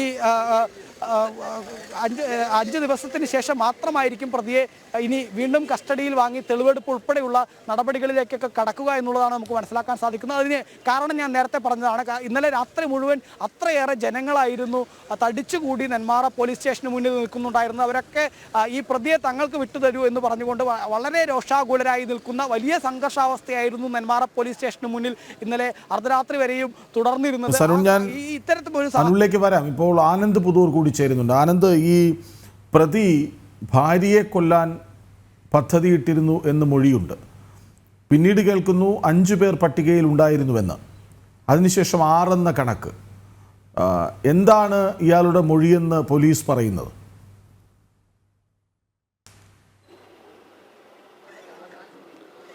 കൃഷ്ണരാജ്, എന്തായാലും കഴിഞ്ഞ ദിവസം, അതായത് ഇന്നലെ രാത്രിയോട് കൂടി തന്നെ ഇയാളുടെ മൊഴി രേഖപ്പെടുത്തിയിട്ടുണ്ട്. ഇയാളുടെ ലിസ്റ്റിൽ 5 പേരുണ്ടായിരുന്നു എന്നാണ് പറയുന്നത്. ഈ സുധാകരനെയും അവരുടെ മരിച്ച അമ്മയും കൂടാതെ, കൊല്ലപ്പെട്ട അമ്മയും കൂടാതെ 3 പേർ കൂടി, അതായത് ഒരു പോലീസ് ഉദ്യോഗസ്ഥൻ, ഒരു അയൽവാസി, അതുപോലെ തന്നെ മറ്റൊരു സ്ത്രീയും ഇയാളുടെ ലിസ്റ്റിലുണ്ടായിരുന്നു, എൻ്റെ ഭാര്യയും ലിസ്റ്റിലുണ്ടായിരുന്നു എന്നാണ് പറയുന്നത്. എന്തായാലും വളരെ മാനസികമായിട്ടുള്ള രീതിയിൽ, അതിന് ആ തരത്തിലുള്ള സൈക്കോപാത്ത് എന്ന് അക്ഷരാർത്ഥത്തിൽ വിളിക്കാവുന്ന തരത്തിലുള്ള ഒരു ചേഷ്ടകളും അതേ രീതിയിലുള്ള ഒരു വഴികൾ തന്നെയാണ് ഇയാൾ കാലങ്ങളായി തുടർന്നുകൊണ്ടുവരുന്നത്. ഇതിൽ ഏറ്റവും പ്രധാനപ്പെട്ട ഒരു കാര്യം ഇയാളുടെ ഒരു മാനസികാവസ്ഥ തന്നെയാണ്. അതായത് ഒരേ പാറ്റേണിൽ തന്നെ കൊലപാതകം നടത്തുന്നു, അതേ പാറ്റേണിൽ തന്നെ അയാൾ പിടിക്കപ്പെടുന്നു.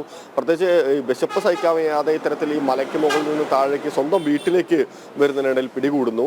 ആനയുടെ മുമ്പിൽ പെട്ടു എന്ന് പറയുന്നു. വിഷം കഴിച്ചു, പക്ഷെ താൻ വിഷം കഴിച്ചിട്ടും താൻ മരിച്ചില്ല എന്ന് പറയുന്നു. അപ്പോൾ ആ തലത്തിലേക്കുള്ള ഒരു സൈക്കോപാത്താണ് അക്ഷരാർത്ഥത്തിൽ എന്ന് പറയുന്നു. പക്ഷെ പോലീസ് നിഷ്ക്രിയത്വം തുടക്കം മുതൽ തന്നെ ഈ കേസിൽ കാണിച്ചിട്ടുണ്ട്, നമുക്ക് എടുത്തു പറയാം. കാരണം ഇന്നലെ കണ്ട അതിസാഹസികമായിട്ടുള്ള രീതിയിൽ ഇയാളെ പിടികൂടുന്നതിന് എത്രയോ മുൻപ് തന്നെ വളരെ നിയമപരമായിട്ട് ലളിതമായിക്കൊണ്ട് തന്നെ ഇയാളുടെ ജാമ്യം റദ്ദ് ചെയ്തുകൊണ്ട് ഇയാളെ കോടതി അടക്കപ്പെട്ടുവെങ്കിൽ പക്ഷേ ഒരു 2 മരണങ്ങൾ സംഭവിക്കില്ലായിരുന്നു. അത് തന്നെയാണ് ഈ നാട്ടുകാരുടെ പ്രധാനപ്പെട്ട രോഷത്തിന്റെ ഏറ്റവും അടിസ്ഥാനപരമായിട്ടുള്ള ഒരു കാരണം എന്ന് പറയുന്നത്. കാരണം ഇയാൾ ആദ്യം കൊലപാതകം നടത്തിക്കൊണ്ട് ഇയാളെ ഇത്തരത്തിൽ നെന്മാറ പഞ്ചായത്തിലേക്ക് പ്രവേശനം അനുമതി കോടതി നിഷേധിച്ചിരുന്നതാണ്. ഇത് നിരവധി തവണ ഇത്തരത്തിൽ ഇവരുടെ മകളും, അതായത് കൊല്ലപ്പെട്ട സജിതയുടെ മക്കളും നാട്ടുകാരെല്ലാം ഈ സ്റ്റേഷനിൽ പരാതി പറഞ്ഞിട്ടും, പല തവണ പരാതി പറഞ്ഞിട്ടും, അത് രേഖാമൂലം പറഞ്ഞിട്ടും വാക്കാൽ പറഞ്ഞിട്ടും എല്ലാം ഇയാളെ വിളിച്ച് അത്തരത്തിൽ താക്കീത് ചെയ്തു വിടുന്ന ലാഘവത്തോടെ മാത്രമാണ് പോലീസ് കണ്ടത്. അപ്പോൾ ആ നിഷ്ക്രിയത്വം തന്നെയാണ് വളരെ ക്രൂരമായിട്ടുള്ള കൊലപാതകങ്ങളിലേക്ക് നയിച്ചിട്ടുള്ളത്. തീർച്ചയായിട്ടും പോലീസിന്റെ ഭാഗത്തുനിന്നായിട്ടുള്ള ഗുരുതരമായിട്ടുള്ള വീഴ്ച തന്നെയാണ്. ഒരു SHO സസ്പെൻഡ് ചെയ്തുകൊണ്ടൊന്നും അത്തരത്തിൽ അതിനൊരു പരിഹാരമാവില്ല. കാരണം നഷ്ടപ്പെട്ടത് 2 ജീവനുകളാണ് എന്നുള്ള ഒരു യാഥാർത്ഥ്യം അവിടെ നിൽക്കുകയാണ്. എന്തായാലും അല്പസമയത്തിനകം തന്നെ ഇയാളെ ഈ സ്റ്റേഷനിൽ നിന്ന് ഇറക്കുമെന്നാണ് അറിയുന്നത്. നമ്മളിപ്പോൾ കണ്ടുകൊണ്ടിരിക്കുന്ന ഈ ആലത്തൂർ പോലീസ് സ്റ്റേഷന്റെ ദൃശ്യങ്ങളാണ്. ഇപ്പോഴും അകത്ത് ചെന്താമരയുണ്ട്. കഴിഞ്ഞ തവണത്തെ പോലെ, അതായത് ഇന്നലെ രാത്രി ഈ ആലത്തൂർ സ്റ്റേഷനിലേക്ക് ഈ ചെന്താമരയെ കൊണ്ടുവന്നത് അതിനാടകീയമായിട്ടായിരുന്നു. ഇനി കാരണം മാധ്യമങ്ങളുടെ കണ്ണുപൊട്ടിക്കുക എന്നുള്ള ഒരൊറ്റ കാര്യം മാത്രമാണ് പോലീസിനുണ്ടായിരുന്നത്. എന്തായാലും ഇനിയിപ്പോൾ ഈ ആലത്തൂർ പോലീസ് സ്റ്റേഷൻ ഏത് തരത്തിലായിരിക്കും ചെന്താമരയെ തൊട്ടടുത്തുള്ള ഏതാണ്ട് ഒരു 500 മീറ്റർ മാത്രം ദൂരമാണുള്ളത് ആലത്തൂർ കോടതിയിലേക്ക്. ഈ കോടതിയിലേക്ക് ഏത് തരത്തിലായിരിക്കും പോലീസ് കൊണ്ടുപോകുക എന്നുള്ളത് എന്തായാലും നമുക്ക് കണ്ടറിയേണ്ടതുണ്ട്. തുടർന്ന് ഇന്നലെ തന്നെ ഇദ്ദേഹത്തിന് മെഡിക്കൽ പരിശോധനയ്ക്ക് വിധേയമാക്കിയിട്ടുണ്ട്. ഒരു പക്ഷേ കോടതിയിൽ ഹാജരാക്കിയ ശേഷം വീണ്ടും, അല്ലെങ്കിൽ കോടതിയിൽ ഹാജരാക്കിയതിന് മുൻപ് ഇത്തരത്തിലൊരു മെഡിക്കൽ പരിശോധന എടുക്കാനുള്ള ഒരു സാധ്യത എന്തായാലും തള്ളിക്കളയുന്നില്ല. ഇപ്പോഴും പോലീസ് സ്റ്റേഷനിൽ ഇങ്ങോട്ട് ചെന്താമരയെ മാറ്റിയാൽ, ഇപ്പോൾ പോലീസ് സ്റ്റേഷനിൽ നിന്ന് ഇപ്പോൾ കോടതിയിലേക്ക് കൊണ്ടുപോകുമ്പോഴാവട്ടെ, അല്ലെങ്കിൽ മെഡിക്കൽ പരിശോധനയ്ക്ക് കൊണ്ടുപോകുമ്പോഴാവട്ടെ, ഇനി തെളിവെടുപ്പ് അങ്ങനെയുള്ള കാര്യങ്ങളിലേക്കൊക്കെ പോകുമ്പോൾ ഈ പോലീസ് സ്റ്റേഷനിൽ നിന്ന് പുറത്തിറങ്ങിയാൽ ജനരോഷം ഉണ്ടാകുമെന്ന കാര്യത്തിൽ തർക്കമില്ല. ഇന്നലെ മാധ്യമങ്ങളുടെ കണ്ണുവെട്ടിക്കാൻ പോലും പോലീസ് ശ്രമിച്ചിരുന്നു. എങ്ങനെയാണ് ഈ നാട്ടുകാരുടെ കണ്ണുവെട്ടിച്ചുകൊണ്ട് ഇനി ഈ ഇടങ്ങളിലേക്കൊക്കെ കൊണ്ടുപോവുക എന്നുള്ളത് വലിയൊരു ചോദ്യമാണ്. തീർച്ചയായിട്ടും അത് തന്നെയാണ് ഏറ്റവും പ്രധാനപ്പെട്ട കാര്യം. പോലീസിനെ സംബന്ധിച്ചിടത്തോളം കഴിഞ്ഞ ദിവസം പോലീസ് സ്റ്റേഷന് മുന്നിലായിട്ടുള്ള ആ ഒരു ജനരോഷം അവർക്ക് ആ താൽക്കാലികമായിട്ട് മാത്രമാണ് അത്തരത്തിൽ ആ രോഷം അടക്കാൻ വേണ്ടി സാധിച്ചത്. പ്രത്യേകിച്ച് ഈ പോലീസിന് പെപ്പർ സ്പ്രേ ഉപയോഗിക്കേണ്ട ഒരു ഘട്ടത്തിലേക്ക് പോലും എത്തുന്നത്. അതായത് ലാത്തി ചാർജിൽ പോലും ജനങ്ങൾ അടങ്ങാത്ത തുടർന്ന് പെപ്പർ സ്പ്രേ, പോലീസ് ആ പെപ്പർ സ്പ്രേ അത്തരത്തിൽ ഉപയോഗിക്കുന്നത് വളരെ യുണീക്കായി, അല്ലെങ്കിൽ അത്തരത്തിൽ സന്ദർഭങ്ങളിൽ മാത്രമാണ് പെപ്പർ സ്പ്രേ ഉപയോഗിക്കുന്നത്. ആ ഒരു തലത്തിലേക്ക് പോലീസിന് ഇന്നലെ ഇടപെടേണ്ടി വരുന്നു. തീർച്ചയായിട്ടും അത് പോലീസിന് ഭയങ്കരമായിട്ടുള്ള ഒരു ക്ഷീണം സംഭവിച്ചിട്ടുണ്ട് പൊതുവെ. കാരണം ഈ കേസിൽ തുടക്കം മുതൽ തന്നെ പോലീസും ആ തലത്തിൽ ഗുരുതരമായിട്ടുള്ള ഒരു നിഷ്ക്രിയത്വം കാണിച്ചതിന്റെ പേരിൽ ജനങ്ങളുടെ ഒരു രോഷം പോലീസിന് നേരെയുണ്ട്. അപ്പോൾ ഇനിയിപ്പോൾ എങ്ങനെയായിരിക്കും ഇയാളെ ഈ ആലത്തൂർ സ്റ്റേഷനിൽ നിന്ന് എപ്പോഴാണ് ഇറക്കുക എന്നുള്ള കാര്യത്തിലൊന്നും ഒരു വ്യക്തത വന്നിട്ടില്ല. ഇന്നലെ രാത്രി 1 കൂടി തന്നെയാണ് ഇയാളുടെ അറസ്റ്റ് രേഖപ്പെടുത്തിയിട്ടുള്ളത്. ഒരുപക്ഷെ മണിക്കൂറുകൾക്കകം തന്നെ ഈ പോലീസ് സ്റ്റേഷനിൽ ഇയാൾ ഇറക്കിക്കൊണ്ട് കോടതിയിൽ ഹാജരാക്കാനുള്ള സാധ്യതയാണുള്ളത്. എന്തായാലും ഞാൻ നേരത്തെ സൂചിപ്പിച്ച പോലെ തന്നെ ഇന്ന് എങ്ങനെയായിരിക്കും ഈ പോലീസ് ഇതിനെല്ലാം നേരിടുന്നത് എന്നുള്ള ഒരു ചോദ്യമുണ്ട്. അത് എന്തായാലും നമുക്ക് കാത്തിരുന്ന് തന്നെ കാണാം. വീണ. അരുൺ ആലത്തൂരിലേക്ക് വീണ്ടും. അരുൺ, വിശപ്പാണ് ഒരു പ്രധാന വിഷയമായി മാറിയത്. ഒരുപക്ഷെ വലയിലാക്കിയതും വിശപ്പ് തന്നെയാണ്. ഈ സമാനമായ രീതി പിന്തുടരുന്ന ഒരു കുറ്റവാളിയായത് ഒരുപക്ഷെ ചെന്താമരയ്ക്ക് ഈ പോലീസിൻ്റെ കയ്യിലേക്ക് എത്തിച്ചേരാൻ കാരണമായിട്ടുണ്ട്. ഇയാൾ ഒരു ഭാവഭേദവുമില്ലാതെ ഭക്ഷണം കഴിക്കുന്നതിലും അയാളുടെ മുഖഭാവത്തിലുമൊക്കെ ഒരു ഭാവഭേദവുമില്ലല്ലോ. ഈ പോലീസ് മാനസിക വിഭ്രാന്തിയുള്ള ആളെന്നൊക്കെ പറഞ്ഞിനി ഇയാളെ മാറ്റി നിർത്തുമോ? അതോ ഒരു സൈക്കോ ആണ് എന്നുറപ്പിക്കുന്ന കാര്യങ്ങളൊക്കെ സംഭവിച്ചത് പ്രതിക്ക് കനത്ത തിരിച്ചടിയാകില്ലേ? തീർച്ചയായിട്ടും പോലീസ് പറയുന്നത് ഇയാളുടെ ചെയ്തികളിലൊക്കെ കൃത്യമായിട്ടൊരു പാറ്റേൺ ഉണ്ട് എന്നുള്ളതാണ്. അതായത് 2019 നടത്തിയ കൊലപാതകം നമ്മൾ പരിശോധിക്കുമ്പോൾ 2019 കൊലപാതകം നടത്തുന്നു. അതിനുശേഷം ആ കൊലപാതകത്തിന് ഉപയോഗിച്ച കൊടുവാള് വീട്ടിൽ ഉപേക്ഷിക്കുന്നു. വീട്ടിൽ ഉപേക്ഷിച്ചതിന് ശേഷം അയാൾ അവിടുത്തെ തൊട്ടപ്പുറത്തുള്ള മലയിലേക്ക് കടക്കുന്നു. ആ മലയിലേക്ക് കടന്ന് 2 ദിവസം മലയിൽ കഴിച്ചു കൂട്ടുന്നു. അവിടെ നിന്നും വിശക്കുമ്പോഴാണ് താഴേക്ക് ഇറങ്ങി വരികയും പിന്നീട് പോലീസ് പിടിയിലാവുകയും ചെയ്തത്. സമാന രീതിയിലുള്ള ഒരു പാറ്റേൺ തന്നെയാണ് ഈ കൊലപാതകങ്ങളിലും നടത്തിയിരിക്കുന്നത് എന്നുള്ളതാണ്. അതുതന്നെയാണ് പോലീസിനെ സംബന്ധിച്ചിടത്തോളം ഈ പ്രതി മലയിൽ ഉണ്ട് എന്നുൾപ്പെടെ കൃത്യമായി തിരിച്ചറിയാനും ഈ പോലീസ് ഈ പ്രതിയെ പിടികൂടുന്നതിലേക്കും കാര്യങ്ങൾ എത്തിയത് എന്നുള്ളതാണ് മനസ്സിലാക്കാൻ സാധിക്കുന്നത്. ഏതായാലും നാട്ടുകാർ പോലീസിന്റെ വീഴ്ചയെയും വലിയ രീതിയിൽ വിമർശിക്കുന്നുണ്ട് എന്നുള്ളതാണ്. കാരണം ഇങ്ങനെ 2 കൊലപാതകം നടന്നിട്ടുണ്ടെങ്കിൽ അതിന് കാരണം പോലീസിന്റെ വീഴ്ച കൂടെയാണ്. ഈ കൃത്യമായിട്ട് കോടതിയുടെ ജാമ്യ വ്യവസ്ഥയിൽ പറഞ്ഞിരുന്നു നെന്മാറ പഞ്ചായത്ത് പരിധിയിലേക്ക് പ്രതി കടക്കരുത് എന്ന് പറഞ്ഞിരുന്നു. അങ്ങനെ നെന്മാറ പഞ്ചായത്ത് പരിധിയിലേക്ക് കടക്കരുത് എന്ന് പറഞ്ഞ പ്രതിയാണ് ആ പഞ്ചായത്ത് പരിധിയിലേക്ക് തന്നെ കൃത്യമായി എത്തുകയും കൊലപാതകം നടത്തുകയും ചെയ്തു. ഇപ്പോൾ ഏതായാലും ഈ ആലത്തൂർ പോലീസ് സ്റ്റേഷനിൽ പ്രതിയെ ഇന്നലെ കൃത്യം ഒരു 2 മണിയോടുകൂടെയാണ് എത്തിച്ചത്. പ്രതിയെ ഇനി കൂടുതൽ ചോദ്യം ചെയ്യുന്നതൊക്കെ ഇപ്പോൾ സ്റ്റേഷനിൽ പുരോഗമിച്ചുകൊണ്ടിരിക്കുകയാണ്. ധാരാളം ആളുകളൊക്കെ ഇങ്ങനെ ഇവിടെ തടിച്ചുകൂടി നിൽക്കുന്നുണ്ട്. ഇപ്പോൾ നെന്മാറയിൽ കഴിഞ്ഞ ദിവസം ഇന്നലെ രാത്രിയും അർദ്ധരാത്രിയൊക്കെ നമ്മൾ കണ്ടതാണ് ഒരുപാട് ആളുകളെ. സമാന രീതിയിൽ തന്നെ ആലത്തൂർ പോലീസ് സ്റ്റേഷൻ പരിധിയിലേക്കൊക്കെ ആളുകൾ ഇങ്ങനെ എത്തിക്കൊണ്ടിരിക്കുന്നുണ്ട്. ആളുകൾ നെന്മാറയിൽ നിന്നുള്ള ആളുകൾ കൂടെ ഈ ആലത്തൂർ ഭാഗത്തേക്ക് എത്തുകയാണെങ്കിൽ ഇവിടെയും പോലീസിനെ സംബന്ധിച്ചിടത്തോളം അത് വലിയ ബുദ്ധിമുട്ട് സൃഷ്ടിക്കുമെന്നുള്ളതിൽ യാതൊരു തർക്കവുമില്ല. നമുക്ക് ഇവിടെ വന്നിട്ടുള്ള ഈ നാട്ടുകാരായിട്ടുള്ള ആളുകളോട് ചോദിക്കാം, എന്താണ് ഇവിടെ ഇങ്ങനെ നിൽക്കാൻ കാരണം? എന്താണ്? ഞങ്ങൾ ഇന്നലെ തൊട്ട് ഈ ന്യൂസിൽ TV-യിൽ കണ്ടിട്ട് ഇദ്ദേഹം മലയിൽ കയറി പോലീസുകാർ പിടിക്കാൻ പോയി എന്ന് പറഞ്ഞിട്ട് ഞങ്ങൾ ആകാംക്ഷയോടെ ഒന്നും ഉറങ്ങിയിട്ടില്ല. ഇദ്ദേഹത്തിന് തക്കതായ ചികിത്സ കോടതി നടപടിയെടുത്ത് അദ്ദേഹത്തിന് തൂക്കുമരം കൊടുത്ത് ഈ ജനങ്ങളെയൊക്കെ രക്ഷപ്പെടുത്തണം, മാതൃകാപരമായ ശിക്ഷ അദ്ദേഹത്തിന് കൊടുക്കണമെന്നാണ് നാട്ടുകാരെ ഞങ്ങൾ എല്ലാവരും അഭിപ്രായം. അത് തന്നെയാണ് അഭിപ്രായം. നാളെ പറഞ്ഞത് തന്നെയാണ് അഭിപ്രായം. അവരുടെ ജീവിതകാലം വരെ പുറത്തേക്ക് വിടാൻ പറ്റില്ല. കാരണം ഇനിയും സംഭവിക്കാൻ പോവുകയാണ്. ഇനിയിപ്പോൾ ഒരിക്കലും ഒരു കാരണവശാലും ഒരിക്കലും ഇതാക്കാൻ പറ്റില്ല. കാര്യമായിട്ട് അവർക്ക് ശിക്ഷ കൊടുക്കുക. ഇങ്ങനെ ഗൾഫ് നാട്ടിൽ നടക്കുമ്പോൾ എന്തെങ്കിലും ചെയ്യുക, രീതിയിലുള്ള ഒരു തൂക്കുകയറി എന്തെങ്കിലുമൊക്കെ ചെയ്തു കൊടുക്കുക. അതാണ് ഏറ്റവും വലിയ കാര്യം. ഇനി ഇങ്ങനെയുള്ള ആൾക്കാരിനെ ഒരിക്കലും പുറത്ത് വിടാൻ പറ്റില്ല. കാരണം ഭയങ്കര ബുദ്ധിമുട്ടായിട്ട് ഇനി മാറി വരുന്നത്. കാരണം നമ്മൾ ചരിത്രത്തെ ആദ്യമാണ് ജയിലിൽ നിന്ന് വന്ന ആൾ വീണ്ടും 2 ആളെ കൊല്ലുക പറയുമ്പോൾ അത് വലിയൊരു ബുദ്ധിമുട്ടായിട്ട് മാറുകയാണ്. അപ്പോൾ അവിടെ ജനങ്ങൾ മറ്റേ പോലീസ് സ്റ്റേഷനൊക്കെ ഇതാക്കാൻ. പിന്നെ അവിടെ നിന്ന് പറ്റാണ്ടാണ് ഇങ്ങോട്ട് കൊണ്ടുവന്നത്. ഞങ്ങളുടെ അടുത്തൊരു പോലീസ് സ്റ്റേഷൻ ഭയങ്കര സ്ട്രോങ് ആണ്. എന്തുകൊണ്ടും ഭയങ്കര സ്ട്രോങ് ആണ് ഞങ്ങൾ. കാരണം അത്രയും ഒരു പേര് കേട്ട ഒരു പോലീസ് സ്റ്റേഷൻ ഞങ്ങൾ ആലത്തൂർ പോലീസ് സ്റ്റേഷൻ. അതാണ് ഏതായാലും ഈ പ്രദേശത്തെ ജനങ്ങൾക്ക് പറയാനുള്ളത്. കൃത്യമായ നടപടി പോലീസിന്റെ ഭാഗത്തു നിന്ന് വേണം. ഒപ്പം കോടതിയും ഒരു മാതൃകാപരമായ ശിക്ഷ ഈ പ്രതിക്ക് നൽകണം, തൂക്കുകയർ തന്നെ നൽകണം എന്നൊക്കെയാണ് നാട്ടുകാർ ഇവിടെ പറയുന്നത്. ഒരുപാട് ആളുകൾ ഇങ്ങനെ ഈ പ്രദേശത്തേക്ക് എത്തിക്കൊണ്ടിരിക്കുന്നുണ്ട്. അവരൊക്കെ ഒരേ സ്വരത്തിൽ പറയുന്നത് ഈ വാർത്ത അറിഞ്ഞ് തങ്ങൾ ഇവിടെ വന്നിരിക്കുന്നത് ഈ പ്രതിയെ കൃത്യമായിട്ട് തന്നെ നടപടി വേണം എന്നുള്ളൊരു ആവശ്യവുമായിട്ടാണ് എന്നുള്ളതാണ് പറയുന്നത്. ഏതായാലും പ്രതിയെ ഇപ്പോൾ ചോദ്യം ചെയ്യുന്നത് പുരോഗമിച്ചുകൊണ്ടിരിക്കുകയാണ്. ഇനി ജില്ലാ പോലീസ് മേധാവി ഇനി ചോദ്യം ചെയ്യലിൽ പ്രതി എന്തൊക്കെ കാര്യങ്ങളാണ് കൂടുതലായി പറഞ്ഞിട്ടുള്ളത്, അതായത് ഞാൻ നേരത്തെ പറഞ്ഞ പ്രതിയുടെ മോട്ടീവ് സംബന്ധിച്ച് പ്രതി ആദ്യം പറഞ്ഞതൊരു വടിയുടെ തലപ്പത്തെ കൊടുവാൾ കെട്ടി വയലിലേക്ക് പോകുന്ന വഴിക്ക് സ്കൂട്ടറിൽ സുധാകരൻ ഇടിക്കാനായി വന്നപ്പോൾ ആക്രമിച്ചു എന്ന തരത്തിലാണ് ആദ്യം പറഞ്ഞിരിക്കുന്നത്. കൂടാതെ തന്നെ മലയിലേക്ക് പോയി, മലയിൽ ഒഴിവിൽ കഴിഞ്ഞു, ആ ഒളിവിൽ കഴിഞ്ഞ സമയത്ത് ഡ്രോൺ പരിശോധിക്കുന്നതും മറ്റുമൊക്കെ കണ്ടു, ആനയുടെ മുന്നിൽപ്പെട്ടു തുടങ്ങിയ കാര്യങ്ങളൊക്കെ പറഞ്ഞിട്ടുണ്ട്. ഈ കൊടുവാൾ വാങ്ങിയത് എലവഞ്ചേരിയിൽ നിന്നാണെന്ന് ഉൾപ്പെടെയുള്ള കാര്യങ്ങളൊക്കെ പ്രതി പോലീസിനോട് പറഞ്ഞിട്ടുണ്ട്.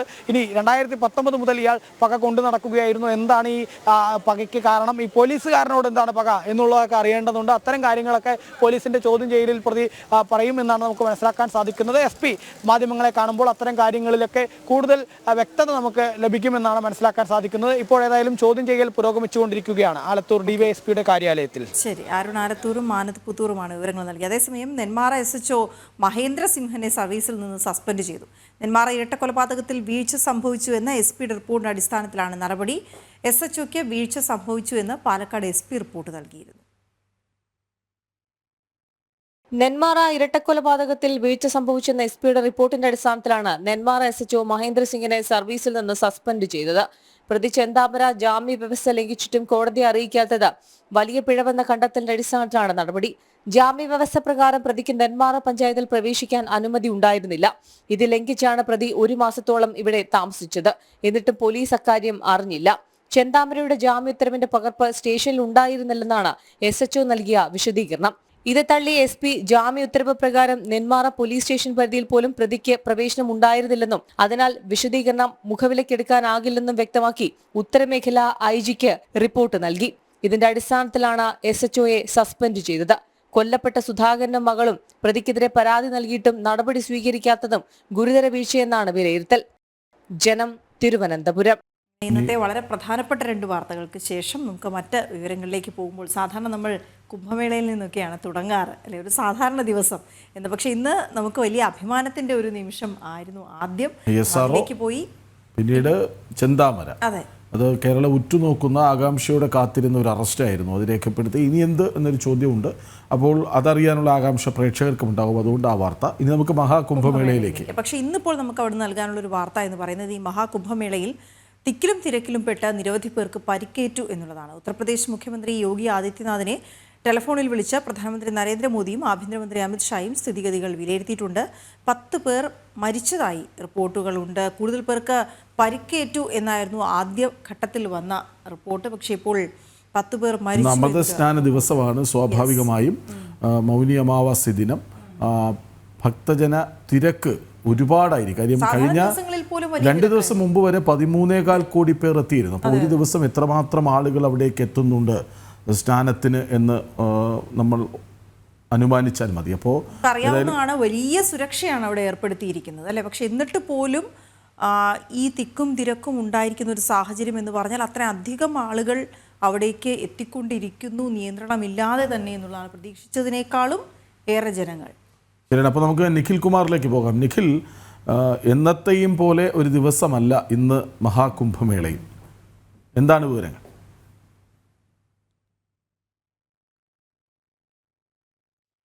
മഹാകുംഭമേളയിൽ തിക്കിലും തിരക്കിലും പെട്ട് 10 പേർ മരിച്ചെന്നാണ് വിവരങ്ങൾ.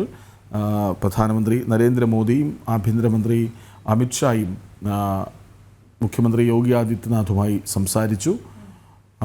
നമുക്ക് നിഖിൽ കുമാറിലേക്ക് വരാം, ഈ വാർത്തയിലേക്ക് വരാം.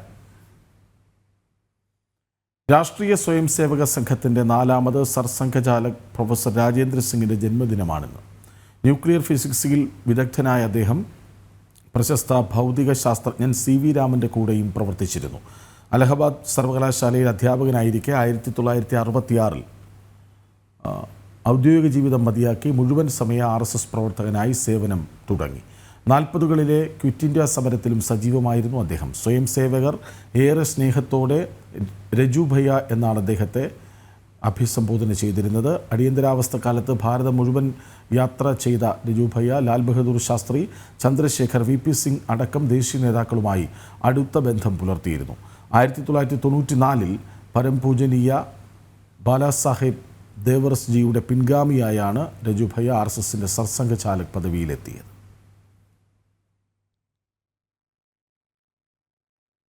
തൃശൂർ മെഡിക്കൽ കോളേജിലെ രോഗികൾക്കും കൂട്ടിരിപ്പുകാർക്കും വേണ്ടി സേവാഭാരതി നിർമ്മിക്കുന്ന ആശ്രയ കേന്ദ്രത്തിന്റെ ബ്രോഷർ പ്രകാശനം നടന്നു. സേവാഭാരതി തൃശൂർ ജില്ലാ അധ്യക്ഷൻ PN ഉണ്ണിരാജൻ ചടങ്ങിന് അധ്യക്ഷത വഹിച്ചു.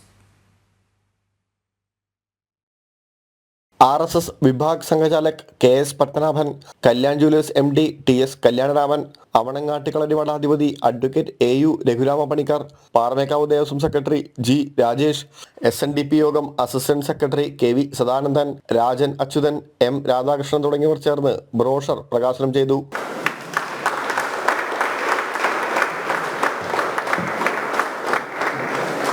സേവാഭാരതി സംസ്ഥാന secretary K Suresh Kumar power point presentation നിർവഹിച്ചു.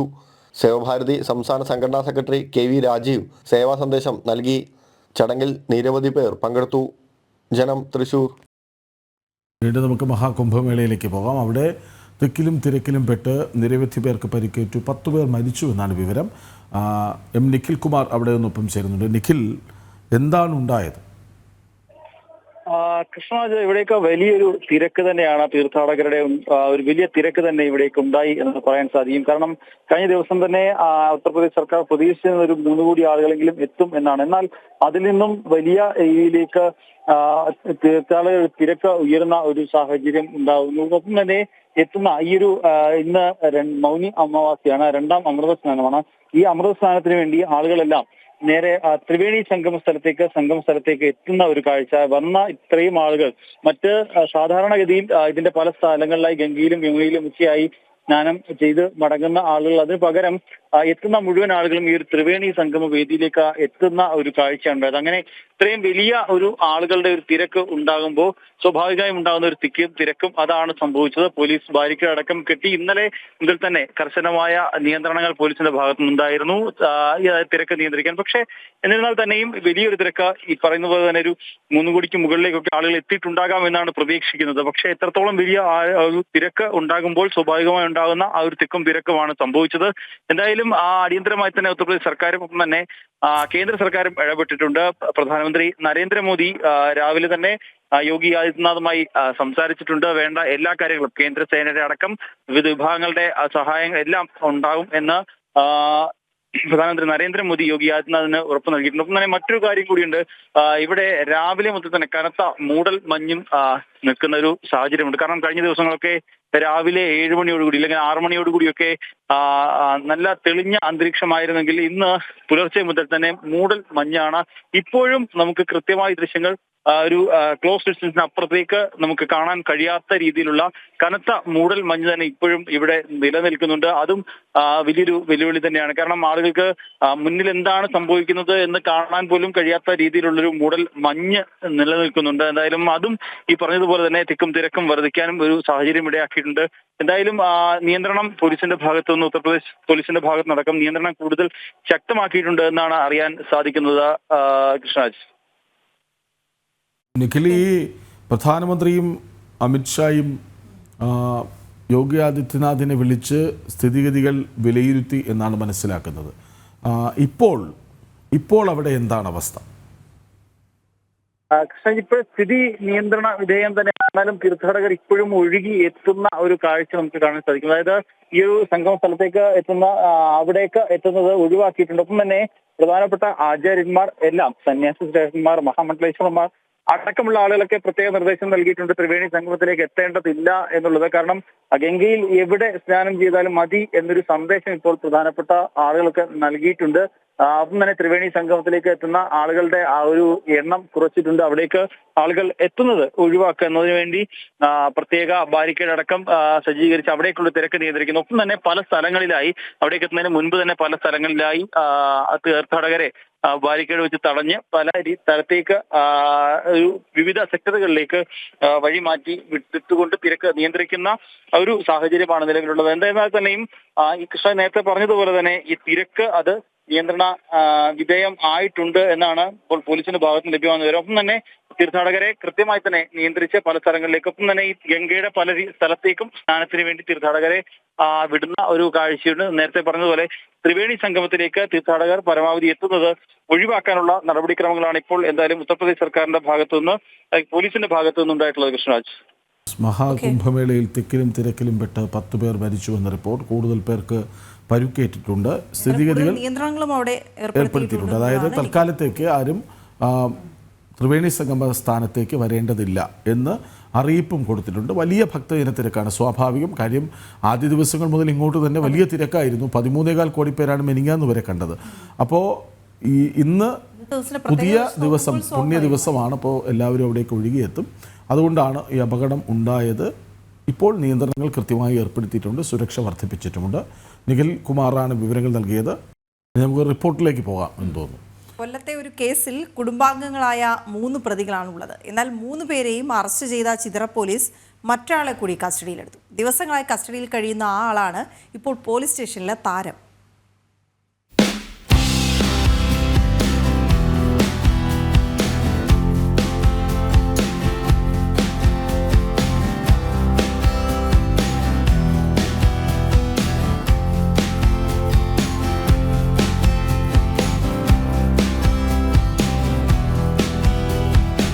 ചിതറ പോലീസ് സ്റ്റേഷനിലേക്ക് എത്തുന്നവർ ആദ്യം നോക്കുക സമീപത്തുള്ള പേരമരത്തിന് ചുവട്ടിലേക്കായിരിക്കും. കാരണം അവിടെ ഒരു അതിഥിയുണ്ട്. പുതുതായി എത്തിയ അതിഥിയാണ് നമ്മൾ ദൃശ്യങ്ങളിൽ കാണാൻ പോകുന്ന ഈ ആട്ടിൻകുട്ടി. അതായത് ഈ ചിതറയിലെ തന്നെ കല്ലുവെട്ടാൻകുഴിയിൽ ഒരു അനധികൃതമായി ഗ്യാസ് ഫില്ലിംഗ് കേന്ദ്രം പ്രവർത്തിച്ചിരുന്നു. അവിടെ പരിശോധനയ്ക്കായി എത്തിയ പോലീസ് ഉദ്യോഗസ്ഥർ ഈ സംഭവവുമായി ബന്ധപ്പെട്ട് 3 പേരെ അറസ്റ്റ് ചെയ്തു. ഒരേ കുടുംബത്തിലെ 3 പേരെയാണ് പോലീസ് അറസ്റ്റ് ചെയ്തത്. പിന്നീട് ആ പ്രതികളെ അവിടെ നിന്നും പിടികൂടി വരുമ്പോൾ അവിടെ ഉണ്ടായിരുന്ന ഒരു ആട്ടിൻകുട്ടിയാണിത്. അതായത് നായ ഉൾപ്പെടെയുള്ള മറ്റ് വളർത്തുമൃഗങ്ങളുണ്ടായിരുന്നു. അവരെയൊക്കെ തന്നെ മൃഗ സംരക്ഷണമൊക്കെയായി മറ്റുള്ളവർ കൊണ്ടുപോയിരുന്നു. എന്നാൽ അവശേഷിച്ചത് ഈ ഒരു ആട്ടിൻകുട്ടിയായിരുന്നു. ആ ആട്ടിൻകുട്ടിയെയാണ് പിന്നീട് ഈ ചിതറ സ്റ്റേഷനിലേക്ക് തന്നെ കൊണ്ടുവരാനുള്ള ഒരു തീരുമാനം പോലീസ് ഉദ്യോഗസ്ഥരെടുത്ത്. എന്തായാലും CIയുടെ നേതൃത്വത്തിൽ ഈ ആട്ടിൻകുട്ടിയെ ഇങ്ങോട്ടേക്ക് എത്തിച്ചു. അതിനെ ഇപ്പോൾ പരിപാലിച്ച് വരുന്ന ഉദ്യോഗസ്ഥർ കൂടെ നമ്മളോടൊപ്പം ചേരുകയാണ്. കാരണം ഒരു കുഞ്ഞിനെ എങ്ങനെയാണോ നോക്കുന്നത് അതുപോലെ തന്നെയാണ് ആട്ടിൻകുട്ടിയും അത്രയധികം നമ്മളിവിടെ വന്നപ്പോൾ കണ്ടത്. അത്രയധികം ഒരു ലാളനയോടുകൂടി പരിപാലിക്കുന്നതാണ്. എന്തായാലും കൗതുകമാരായിട്ടുള്ള ഒരു സംഭവം. ആട്ടിൻകുട്ടിയെ ഇവിടെ നമ്മളെ സ്റ്റേഷന് ഫ്രണ്ടിൽ തന്നെ കെട്ടിയിരിക്കുകയാണ്. എങ്ങനെ പോകുന്നു ഈ ദിവസങ്ങളൊക്കെ? വളരെ സന്തോഷപ്രദമായി പോകുന്നുണ്ട്. ഞങ്ങൾക്ക് ഇതിനെ കിട്ടിയെന്ന് പറഞ്ഞാൽ നമ്മുടെ ചിതറ കല്ലുവെട്ടാൻകുഴി എന്ന് പറഞ്ഞ സ്ഥലത്ത് അനധികൃതമായി ഗ്യാസ് റീഫില്ലിംഗ് കേന്ദ്രം പ്രവർത്തിക്കുന്നു എന്ന് നമ്മുടെ ബഹു ISHO സന്തോഷ് സാറിന് കിട്ടിയ വിവരത്തിൻ്റെ അടിസ്ഥാനത്തിലാണ് നമ്മളവിടെ ചെന്നത്. ആ പ്രകാരം ചെന്നപ്പോൾ സംഭവം കിട്ടിയ വിവരം ശരിയാണെന്ന് ബോധ്യപ്പെടുകയും അവരെ 3 പേരെയും അറസ്റ്റ് ചെയ്ത് അവരിപ്പോൾ റിമാൻഡിൽ കഴിഞ്ഞു വരികയാണ്. അപ്പോൾ അവിടെ ഉണ്ടായിരുന്ന ഒരു നായയും ഒരു റഷ്യൻ പൂച്ചയൊക്കെ ഉണ്ടായിരുന്നു. അതിൻ്റെ കൂട്ടത്തിൽ ഒരു ആടും ഉണ്ടായിരുന്നു. അപ്പോൾ ബാക്കി ഈ നായ്ക്കുട്ടിയെയും പൂച്ചയൊക്കെ അവിടുത്തെ മൃഗസ്നേഹികളായിട്ടുള്ള ആൾക്കാർ വളർത്താനായിട്ട് കൊണ്ടുപോയി. അപ്പോൾ ഈ ആട്ടിൻകുട്ടിയെ മാത്രം ആരും സംരക്ഷിക്കാനായിട്ട് മുന്നോട്ട് വരികയോ അല്ലെങ്കിൽ അതിനെ കൊണ്ടുപോവുകയോ ആരും ചെയ്തില്ല. അപ്പോൾ സന്തോഷ് സാറിൻ്റെ പെട്ടെന്നുള്ള ഉചിതമായൊരു തീരുമാനമായിരുന്നു ഇതിനെ കൂട്ടി സ്റ്റേഷനിൽ കൊണ്ടുവന്ന് വേണ്ട സംരക്ഷണം കൊടുക്കുക എന്നുള്ളത്. പക്ഷേ ഇപ്പോൾ നമ്മുടെ എല്ലാ പോലീസുകാരും നാട്ടുകാരും എല്ലാം ചേർന്ന് നല്ല രീതിയിൽ അതിനെ സംരക്ഷിച്ച് പോരുന്നുണ്ട്. അവർ ജാമ്യത്തിലിറങ്ങി വരുന്ന മുറയ്ക്ക് ആട്ടിൻകുട്ടിയെ തിരിച്ച് കൊടുക്കുന്നതാണ്, ഹാൻഡ് ഓവർ ചെയ്യുന്നതാണ്. തിരിച്ചു കൊടുക്കേണ്ട സമയം, കാരണം ഇത്രയും ദിവസം ഇങ്ങനെ പരിപാലിച്ച് വരുമ്പോൾ ആ ഒരു അറ്റാച്ച്മെൻ്റ് ഉണ്ടാവും. അതെ, വളരെ ബുദ്ധിമുട്ടുള്ള കാര്യമാണ്. സംഭവം വളരെ ബുദ്ധിമുട്ടാണ്. തീർച്ചയായും. അതോടൊപ്പം തന്നെ എങ്ങനെയാണ് വീട്ടിൽ നിന്നൊക്കെ ഭക്ഷണം കൊണ്ടുവന്നാണോ ആടിന് കൊടുക്കുന്നത്? ഞങ്ങൾ പോലീസുകാർ എല്ലാവരും കൂടെ ചേർന്നാണ് പൈസയൊക്കെ ഇട്ട് ഇതിന് ആഹാരവും എല്ലാം കൊടുക്കുന്നത്. പിന്നെ അന്ന് ഇവിടെ കൊണ്ടുവന്ന കാലം തൊട്ട് നമ്മൾ തന്നെ നോക്കുന്നത്. ഇനിയിപ്പം ജാമ്യത്തിലിറങ്ങി വരുന്ന സമയത്ത് ആടിനെ തിരിച്ചു കൊടുക്കും, അവർക്ക് തന്നെ തിരിച്ചു കൊടുക്കും. അതുവരെ നമ്മൾ നോക്കും. ഇവിടേക്ക് എത്തുന്നവരൊക്കെ ഇത് കണ്ട് അത്ഭുതപ്പെട്ടൊക്കെ ഇങ്ങനെ നോക്കാറുണ്ടോ? ഇവിടെ വരുമ്പോഴേ ഇങ്ങനെ ആട് നിൽക്കുന്നത് കണ്ട് ഈ ആൾക്കാരെല്ലാം ഇങ്ങനെ നോക്കും, കൗതുകത്തോടു കൂടി ഇങ്ങനെ നോക്കാറുണ്ട്. എന്തായാലും ഒരു കുഞ്ഞാടാണ്. പേരൊക്കെ ഇട്ടിട്ടുണ്ടോ? പേരിട്ടിട്ടുണ്ട്. അമ്മിണി എന്നാണ് ഞങ്ങൾ വിളിക്കുന്നത്. എല്ലാവർക്കും അതൊരു ആ പേരും ഒരു കൗതുകമായിട്ട് മാറിക്കൊണ്ടിരിക്കുകയാണ്. എല്ലാവരും വരുമ്പോൾ നമുക്ക് തരുമോ എന്ന് ചോദിക്കുന്നുമുണ്ട്. പക്ഷെ നമുക്കിത് തിരിച്ചു കൊടുക്കേണ്ടതുള്ളതുകൊണ്ട് ഞങ്ങളാർക്കും പറ്റത്തില്ല എന്ന് പറഞ്ഞാണ് വിടുന്നത്, നിരുത്സാഹപ്പെടുത്തിയാണ് വിടുന്നത്. അതിൽ നമുക്ക് വിഷമമുണ്ട്, കാരണം എല്ലാവരും ഇഷ്ടപ്പെടുന്നു. തീർച്ചയായും അങ്ങനെ തന്നെയാണ്. അമ്മിണിയാടിൻ്റെ വിശേഷങ്ങളാണ്, അതും ചിതറ പോലീസ് സ്റ്റേഷനിൽ മുന്നിലുള്ള അമ്മിണിയാട് നമ്മൾ നേരത്തെ കണ്ടതാണ്. എന്തായാലും വലിയ കുസൃതിക്കാരിയാണ്. അതോടൊപ്പം തന്നെ ഇപ്പോൾ ഭക്ഷണവും കൃത്യസമയത്ത് കിട്ടുന്നുണ്ട് എന്നുള്ളതാണ് പോലീസ് ഉദ്യോഗസ്ഥർക്കൊക്കെ തന്നെ വലിയ ഒരു കാര്യം. അതായത് വീട്ടിൽ നിന്നും കൊണ്ടുവരുന്ന ഭക്ഷണം, അതോടൊപ്പം തന്നെ അവരൊക്കെ ഒരുമിച്ച് ചേർന്ന് പൈസ കൊടുത്ത് വാങ്ങിയ ഭക്ഷണമൊക്കെ അങ്ങനെ ആട്ടിൻകുട്ടിക്ക് നൽകി സംരക്ഷിച്ചു പോരുകയാണ്. എന്തായാലും ഈ പ്രതികളായിട്ടുള്ളവർ തിരികെ എത്തുമ്പോൾ അത് നൽകേണ്ടി വരും എന്നുള്ള ഒരു വിഷമത്തിൽ തന്നെയാണ് അവരും. എന്തായാലും അങ്ങനെ കൗതുകകരമായിട്ടുള്ള ഒരു സംഭവമാണ് ഈ ചിതറ പോലീസ് സ്റ്റേഷനിലുള്ളത്. എം മനോജ്, ജനം, കൊല്ലം.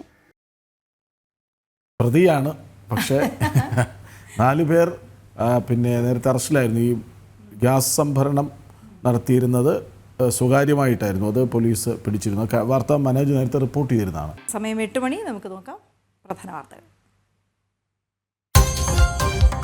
10, 9, 8, 7, 6, 5, 4, 3, 2, 1, L40 stages are ignited. ശ്രീഹരിക്കോട്ടയിൽ ചരിത്രക്കുതിപ്പ്. അഭിമാനത്തിന്റെ ആകാശത്ത് ISRO. NVS-2 ഉപഗ്രഹത്തെ ഭ്രമണപഥത്തിലെത്തിച്ച GSLV F-15. 100ാം വിക്ഷേപണം വിജയകരമെന്ന് V. Narayanan. I am extremely happy to announce from the spaceport of ISRO that the first launch of this year 2025 has been successfully accomplished.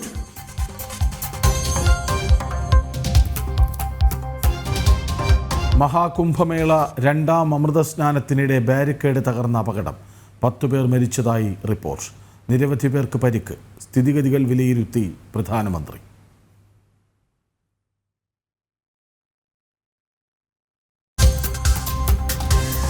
Nenmara ഇരട്ടക്കൊലപാതക case പ്രതി ചെന്താമര അറസ്റ്റിൽ. ഭാര്യയടക്കം കൊല്ലാൻ പദ്ധതിയിട്ടുവെന്ന് മൊഴി. തൂക്കിക്കൊല്ലണമെന്ന് സുധാകരന്റെ മക്കൾ. നാട്ടുകാർക്കൊക്കെ ഇത്തിരി ഒരു സമാധാനത്തോടെ ആയിട്ടാണെങ്കിലും ഇരിക്കാൻ പറ്റുള്ളൂ. നല്ല പോലെ പേടിയുണ്ടായിരുന്നു. എല്ലാവരും ഇവിടെ വരുന്നതുകൊണ്ട് ഇനി അയാൾ ഇങ്ങോട്ട് വരുമോ എല്ലാം നല്ല പോലെ പേടിയുണ്ടായിരുന്നു. ഇനി അയാൾ കൊല്ലണ വരെ ഒരു സമാധാനം. പോലീസ് സ്റ്റേഷന് മുന്നിൽ പുലർച്ചെയും സംഘർഷം. പ്രതിയെ കോടതിയിൽ ഹാജരാക്കും.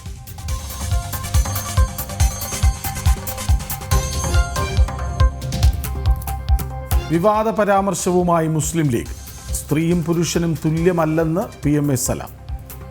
തുല്യമാണെന്ന വാദം കണ്ണടച്ചിരുട്ടാക്കലാണ്. സ്ത്രീക്ക് വേണ്ടത് സാമൂഹിക നീതിയെന്നും സലാം.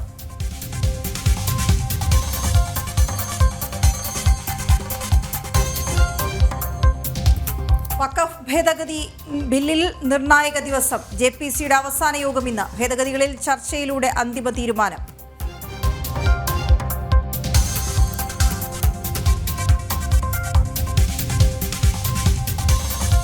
മുനമ്പം വഖഫ് അധിനിവേശത്തിൽ കൂടുതൽ രേഖകൾ പുറത്ത്. ഭൂമിയുടെ പാട്ട വ്യവസ്ഥയുടെ തെളിവുകൾ ജനം TVക്ക്. തിരുവിതാംകൂർ മഹാരാജാവ് അബ്ദുൾ സത്താർ ഹാജിക്ക് ഭൂമി കൈമാറിയത് കാർഷികാവശ്യത്തിന്. ജനം ബ്രേക്കിംഗ്.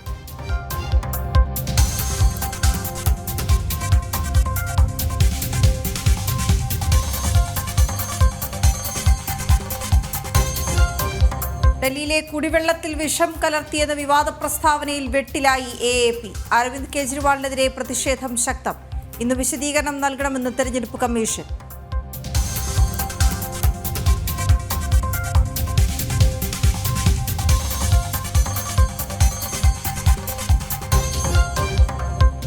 ഒരു മുഖ്യമന്ത്രി ഒരിക്കലും പറയാൻ പാടില്ലാത്ത വാക്കുകൾ. ഹരിയാന സർക്കാർ യമുന നദിയിൽ വിഷം കലർത്തിയെന്ന പ്രസ്താവനയിൽ ആം ആദ്മി കൺവീനർ അരവിന്ദ് കെജ്രിവാളിനെതിരെ പ്രതിഷേധം ശക്തം. ഹരിയാനയിൽ പലയിടങ്ങളിലും കെജ്രിവാളിൻ്റെ കോലം കത്തിച്ചു. പ്രസ്താവനയിൽ ഇന്ന് രാത്രി 8 മണിക്കുള്ളിൽ വിശദീകരണം നൽകണമെന്ന് തെരഞ്ഞെടുപ്പ് കമ്മീഷൻ ആവശ്യപ്പെട്ടിട്ടുണ്ട്. BJP നൽകിയ പരാതിയുടെ അടിസ്ഥാനത്തിലാണ് നടപടി. ജിഷ്ണു കൃഷ്ണൻ ഒപ്പം ചേരുന്നു. ജിഷ്ണു, പറയൂ.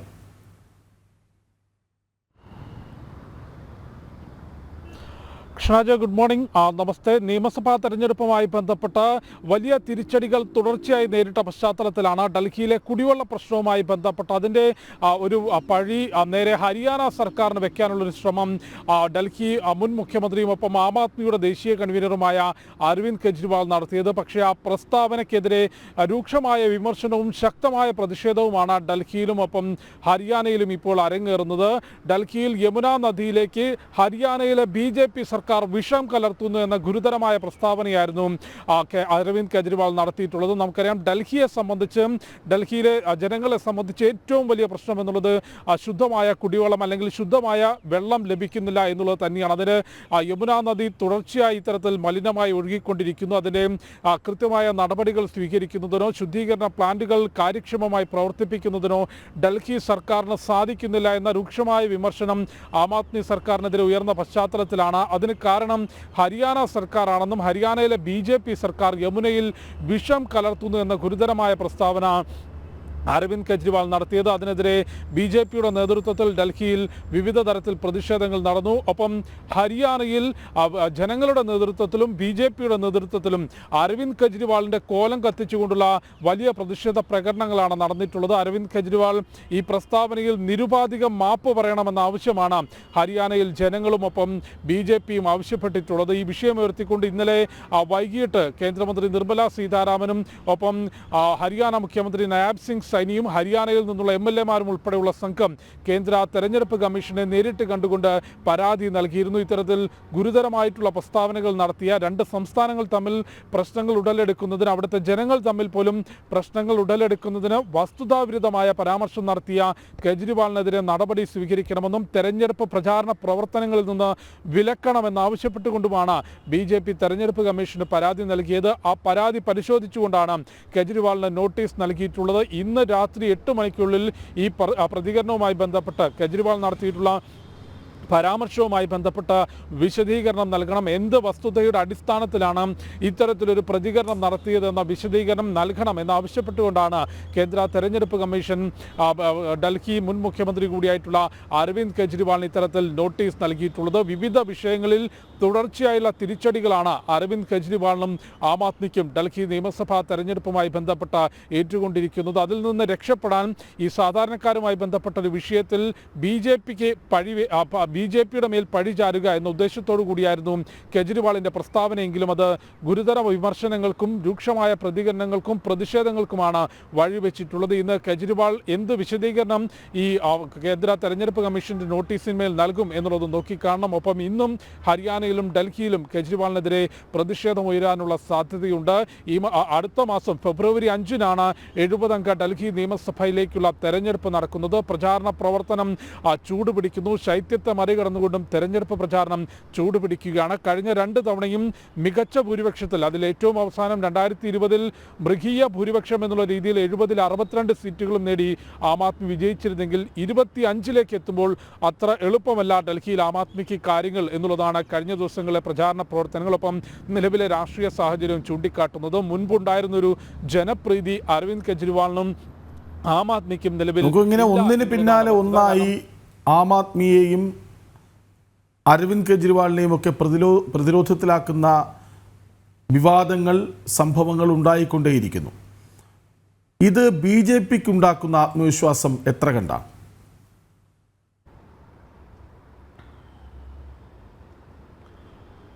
ഷാജി, ഡൽഹിയിൽ ഇത്തവണ ഭരണം പിടിക്കും എന്ന പ്രഖ്യാപനത്തോടെയാണ് BJP തെരഞ്ഞെടുപ്പ് പ്രചാരണം നയിക്കുന്നത്. അത് എത്രത്തോളം സാധ്യമാകും എന്നുള്ളത് നോക്കിക്കാണേണ്ടതാണ്.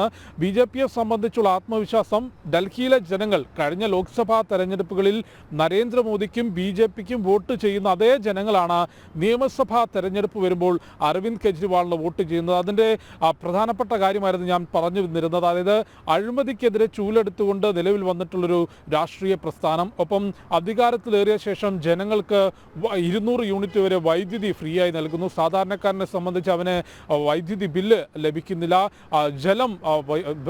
ജലത്തിൻ്റെ ബില്ല്, കുടിവെള്ളത്തിൻ്റെ ബില്ല് ലഭിക്കുന്നില്ല. അത്തരത്തിലുള്ള ചില സൗജന്യങ്ങൾ നൽകിക്കൊണ്ട് അഴിമതിക്കെതിരെ പോരാടുന്നു. അഴിമതിയില്ലാത്ത സർക്കാർ എന്നൊരു മുഖച്ഛായ നേരത്തെ ആം ആദ്മിക്കും അരവിന്ദ് കെജ്രിവാളിനും ഉണ്ടായിരുന്നു. പക്ഷേ അന്വേഷണ ഏജൻസികൾ കഴിഞ്ഞ ഒരു വർഷത്തിലധികമായി പുറത്തു കൊണ്ടുവന്നിട്ടുള്ള കേസുകളും അതിൻ്റെ വിശദാംശങ്ങളും ഇന്ന് ഡൽഹിയിലെ ജനങ്ങൾക്ക് മുൻപിലുണ്ട്. മദ്യനയ അഴിമതി, ജൽ ബോർഡ് അഴിമതി തുടങ്ങി വിവിധ അഴിമതികളുമായി ബന്ധപ്പെട്ട് കോടിക്കണക്കിന് രൂപയുടെ അഴിമതി അരവിന്ദ് കെജ്രിവാളും ആം ആദ്മി സർക്കാരും നടത്തി എന്നുള്ളത് തെളിവുകൾ സഹിതം അന്വേഷണ ഏജൻസികൾ കോടതിക്ക് മുൻപിലേക്ക് സമർപ്പിച്ചു കഴിഞ്ഞു. അത് വലിയ തിരിച്ചടി അരവിന്ദ് കെജ്രിവാളിനും ആം ആദ്മിക്കും ഡൽഹിയിൽ ഉണ്ടാക്കി. കെജ്രിവാളിന് മുഖ്യമന്ത്രി കസേര വിട്ട് പോകേണ്ടി വന്നു. കെജ്രിവാളിൻ്റെയും ആം ആദ്മിയുടെയും ജനപ്രീതി കുത്തനെ കുറയുന്ന സാഹചര്യമുണ്ട്. അത്തരത്തിലുള്ള മദ്യനയ അഴിമതിയിൽ മാത്രം 600 കോടി രൂപയുടെ അഴിമതി രാജ്യതലസ്ഥാനത്ത് അരവിന്ദ് കെജ്രിവാൾ നേതൃത്വം നൽകി നടത്തി എന്നുള്ളതാണ് അന്വേഷണ ഏജൻസികൾ കണ്ടെത്തിയത്. ഈ അഴിമതികളുടെ എല്ലാം കിങ് പിൻ അല്ലെങ്കിൽ സൂത്രധാരൻ അത് നടപ്പാക്കിയത് അരവിന്ദ് കെജ്രിവാളാണ് എന്നും അന്വേഷണ സംഘം കണ്ടെത്തിയിട്ടുണ്ട്. അത്തരത്തിൽ ജനങ്ങളുടെ കണ്ണിൽ പൊടിയിടാൻ ചില വാഗ്ദാനങ്ങൾ നടത്തി മറുവശത്ത് കോടിക്കണക്കിന് രൂപയുടെ അഴിമതി കെജ്രിവാൾ നടത്തി എന്നുള്ളത് വലിയ തിരിച്ചടിയായിട്ടുണ്ട്. അതുകൊണ്ട് ഈ അഴിമതി ആരോപണങ്ങളിൽ വിവാദങ്ങളിൽപ്പെട്ട് നട്ടം തിരിയുകയാണ് അരവിന്ദ് കെജ്രിവാളും ആം ആദ്മി പാർട്ടിയും. അവിടെ ഭരണം പിടിക്കാമെന്ന വലിയ പ്രതീക്ഷയിൽ മുന്നോട്ട് പോകുന്നു BJP. വിവരങ്ങൾ നൽകുകയായിരുന്നു ജിഷ്ണു കൃഷ്ണ. പ്രധാനമന്ത്രി നരേന്ദ്രമോദിയുടെ പ്രതിമാസ റേഡിയോ പരിപാടി മൻ കി ബാത്തിനെ അടിസ്ഥാനമാക്കിയുള്ള ക്യൂസ് മത്സരത്തിലെ വിജയികളെ ഡൽഹിയിൽ ആദരിച്ചു.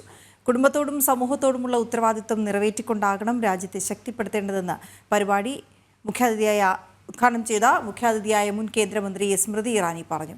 മുൻ കേന്ദ്രമന്ത്രിമാരായ വി മുരളീധരൻ, അൽഫോൺസ് കണ്ണന്താനം തുടങ്ങിയവർ പങ്കെടുത്തു. നെഹ്റു യുവകേന്ദ്രയും ഗ്ലോബൽ ഗിവേഴ്സ് ഫൗണ്ടേഷനും സംയുക്തമായി കേരളത്തിൽ നടത്തുന്ന മൻ കി ബാത്ത് ക്വിസ് മത്സരത്തിന്റെ 4ാം സീസണിലെ വിജയികളെയാണ് ഡൽഹിയിൽ ആദരിച്ചത്. വിവിധ മലയാളി സംഘടനകളുടെ നേതൃത്വത്തിൽ തീൻമൂർത്തി മാർഗിലെ പ്രധാനമന്ത്രി സംഗ്രഹാലയത്തിൽ നടന്ന പരിപാടിയിൽ മുൻ കേന്ദ്രമന്ത്രി സ്മൃതി ഇറാനി വിജയികൾക്ക് സർട്ടിഫിക്കറ്റ് നൽകി. വിദ്യാർത്ഥികൾ വലിയ സ്വപ്നങ്ങൾ കാണുകയും അത് സാക്ഷാത്കരിക്കാൻ പ്രയത്നിക്കണമെന്നും സ്മൃതി ഇറാനി പറഞ്ഞു. കുടുംബത്തോടും സമൂഹത്തോടുമുള്ള ഉത്തരവാദിത്തം നിറവേറ്റിക്കൊണ്ടാകണം രാഷ്ട്രത്തെ ശക്തിപ്പെടുത്തേണ്ടതെന്നും സ്മൃതി ഇറാനി പറഞ്ഞു. So those who look at Mann Ki Baat only from the political prism or from the prism of narrative, I think that is a very small way of looking at a larger picture. The Prime Minister tried to convey that this is how communities thrived in our country, not always hovering around mediums and modes of communication and enjoyment, but at times just being at peace with oneself and engaging with what nature had to offer. മൻ കി ബാത്ത് പരിപാടി കേവലം പ്രധാനമന്ത്രിയുടെ പ്രഭാഷണമല്ലെന്നും രാജ്യത്തെ മാതൃകാപരമായ പ്രവർത്തനങ്ങളും സംഭവ വികാസങ്ങളും പൊതുജനങ്ങളിലേക്ക് എത്തിക്കാനുള്ള അവസരം കൂടിയാണെന്നും ചടങ്ങിൽ അധ്യക്ഷത വഹിച്ച മുൻ കേന്ദ്രമന്ത്രി വി മുരളീധരൻ പറഞ്ഞു. പ്രധാനമന്ത്രി നരേന്ദ്രമോദിജിയുടെ മൻ കി ബാത്ത് പരിപാടി അത് കേവലം ഒരു പ്രസംഗം എന്നുള്ളതിനപ്പുറത്ത്, ഒരു പ്രഭാഷണം എന്നുള്ളതിനപ്പുറത്ത് രാജ്യത്ത് വന്നുകൊണ്ടിരിക്കുന്ന മാറ്റങ്ങൾ, വിവിധ പ്രദേശങ്ങളിൽ നടന്നുകൊണ്ടിരിക്കുന്ന മാറ്റങ്ങൾ, ഈ മാറ്റങ്ങൾ എന്തൊക്കെയാണെന്ന് രാജ്യത്തുള്ള മുഴുവൻ ആളുകൾക്കും അറിയാൻ കഴിയുന്ന ഒരു അവസരമാണ് സൃഷ്ടിച്ചിട്ടുള്ളത്. ഡൽഹിയിലെ ഈ ഒരു അവസരം, ഡൽഹിയിലെ വിവിധ പ്രദേശങ്ങളിൽ വിവിധ സ്ഥലങ്ങൾ സന്ദർശിക്കാൻ ഒക്കെ കിട്ടുന്ന ഈ അവസരം അവർക്ക് നൽകുന്ന ആത്മവിശ്വാസവും അവർക്ക് നൽകുന്ന ഈ വിജയികളായിട്ടുള്ള കുട്ടികൾക്ക് നൽകുന്ന പ്രതീക്ഷകളും അത് തീർച്ചയായിട്ടും അവരുടെ ഭാവി ജീവിതത്തിൽ ഏറെ പ്രയോജനപ്രദമാകും എന്നുള്ള കാര്യത്തിൽ എനിക്ക് യാതൊരു സംശയമില്ല. ഉറച്ച ദൃഢനിശ്ചയമുണ്ടെങ്കിൽ ഏതു സ്വപ്നവും ഉയരവും കീഴടക്കാനാകുമെന്ന് മുൻ കേന്ദ്രമന്ത്രി അൽഫോൺസ് കണ്ണന്താനം വ്യക്തമാക്കി. So take this dream with you and say, yes, one day I am going to change the country, not somebody else, not my teacher, not my politician. I will change the country. Go back with that determination and this trip will be extremely meaningful. സംഘാടക സമിതി chairman Babu Panicker, Anoop Antony തുടങ്ങിയവർ സംസാരിച്ചു. Quiz മത്സരത്തിലെ വിജയികളായ 34 വിദ്യാർത്ഥികൾ ഡൽഹിയിൽ republic ദിനാഘോഷത്തിൽ അതിഥികളായി പങ്കെടുത്തിരുന്നു. ഉപരാഷ്ട്രപതി, മുതിർന്ന കേന്ദ്രമന്ത്രിമാർ, സ്പീക്കർ ഓം ബിർള തുടങ്ങിയവരുമായും വിദ്യാർത്ഥികൾ കൂടിക്കാഴ്ച നടത്തും. ജനം, ഡൽഹി. ആണ് അർദ്ധനഗ്നിയായി ഗുരുതരാവസ്ഥയിൽ കണ്ടെത്തിയത്. കഴുത്തിൽ കയർ മുറുകി പരുക്കേറ്റ നിലയിലായിരുന്നു. കൊച്ചിയിലെ സ്വകാര്യ ആശുപത്രിയിൽ ചികിത്സയിലാണ്. വിവരങ്ങളുമായി ജിജീഷ് കർണാകരനൊപ്പം ചേരുന്നു. ജിജീഷ്, ആദ്യം ഈ സംഭവത്തെക്കുറിച്ച് പറയാം, എന്നിട്ട് നമുക്ക് പുതിയ കാര്യങ്ങളിലേക്ക് വരാം.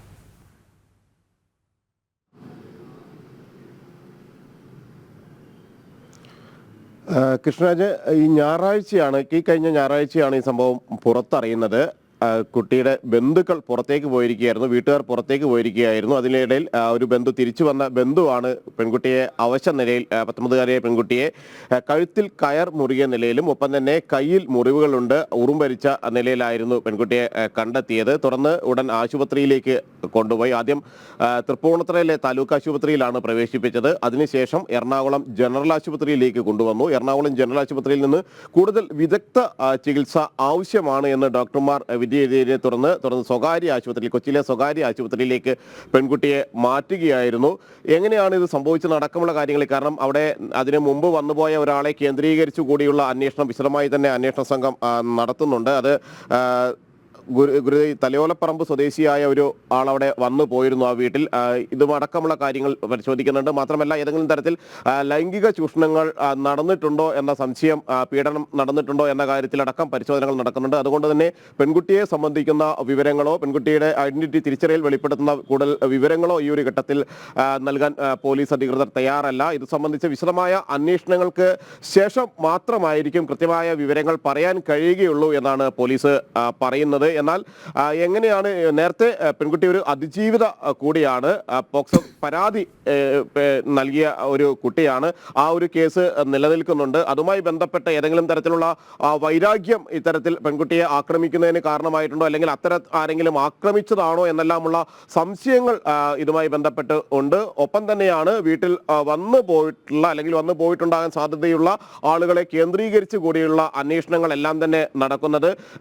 അതീവ ഗൗരവത്തിൽ ഈ ഒരു വിഷയത്തെ ഗൗരവമായി കണ്ടു തന്നെയാണ് അന്വേഷണം നടത്തുന്നത് എന്ന കാര്യം പോലീസ് ചൂണ്ടിക്കാണിക്കുന്നു. പ്രത്യേകിച്ച് പെൺകുട്ടിയുടെ നില അതീവ ഗുരുതരമായി തുടരുന്നു. വെന്റിലേറ്ററിലാണ് പെൺകുട്ടി ഇപ്പോഴും ഉള്ളത് എന്ന വിവരം തന്നെയാണ് ലഭിക്കുന്നത്. അതുകൊണ്ട് തന്നെ പെൺകുട്ടിയുടെ മൊഴിയെടുക്കുക, എന്താണ് സംഭവിച്ചത് എന്നടക്കമുള്ള കാര്യങ്ങളിൽ കൂടുതൽ വിശദമായ മൊഴിയെടുക്കാൻ പോലീസിന് നിലവിൽ കഴിഞ്ഞിട്ടില്ല. കുട്ടിയുടെ ആരോഗ്യ നില കൂടുതൽ മെച്ചപ്പെടുന്നത് അനുസരിച്ചായിരിക്കും പെൺകുട്ടിയുടെ മൊഴി രേഖപ്പെടുത്താൻ കഴിയുക.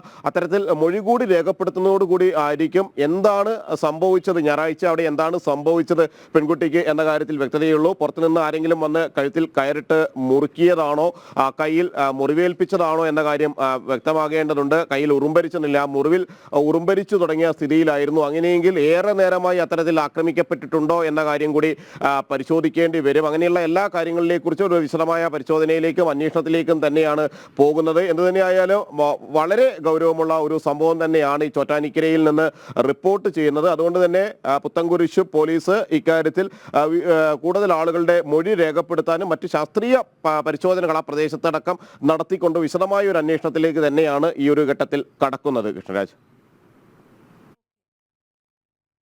കഴുത്തിൽ കയർ മുറുക്കി പരിക്കേറ്റ നിലയിലാണ്, അർദ്ധനഗ്നയാണ്.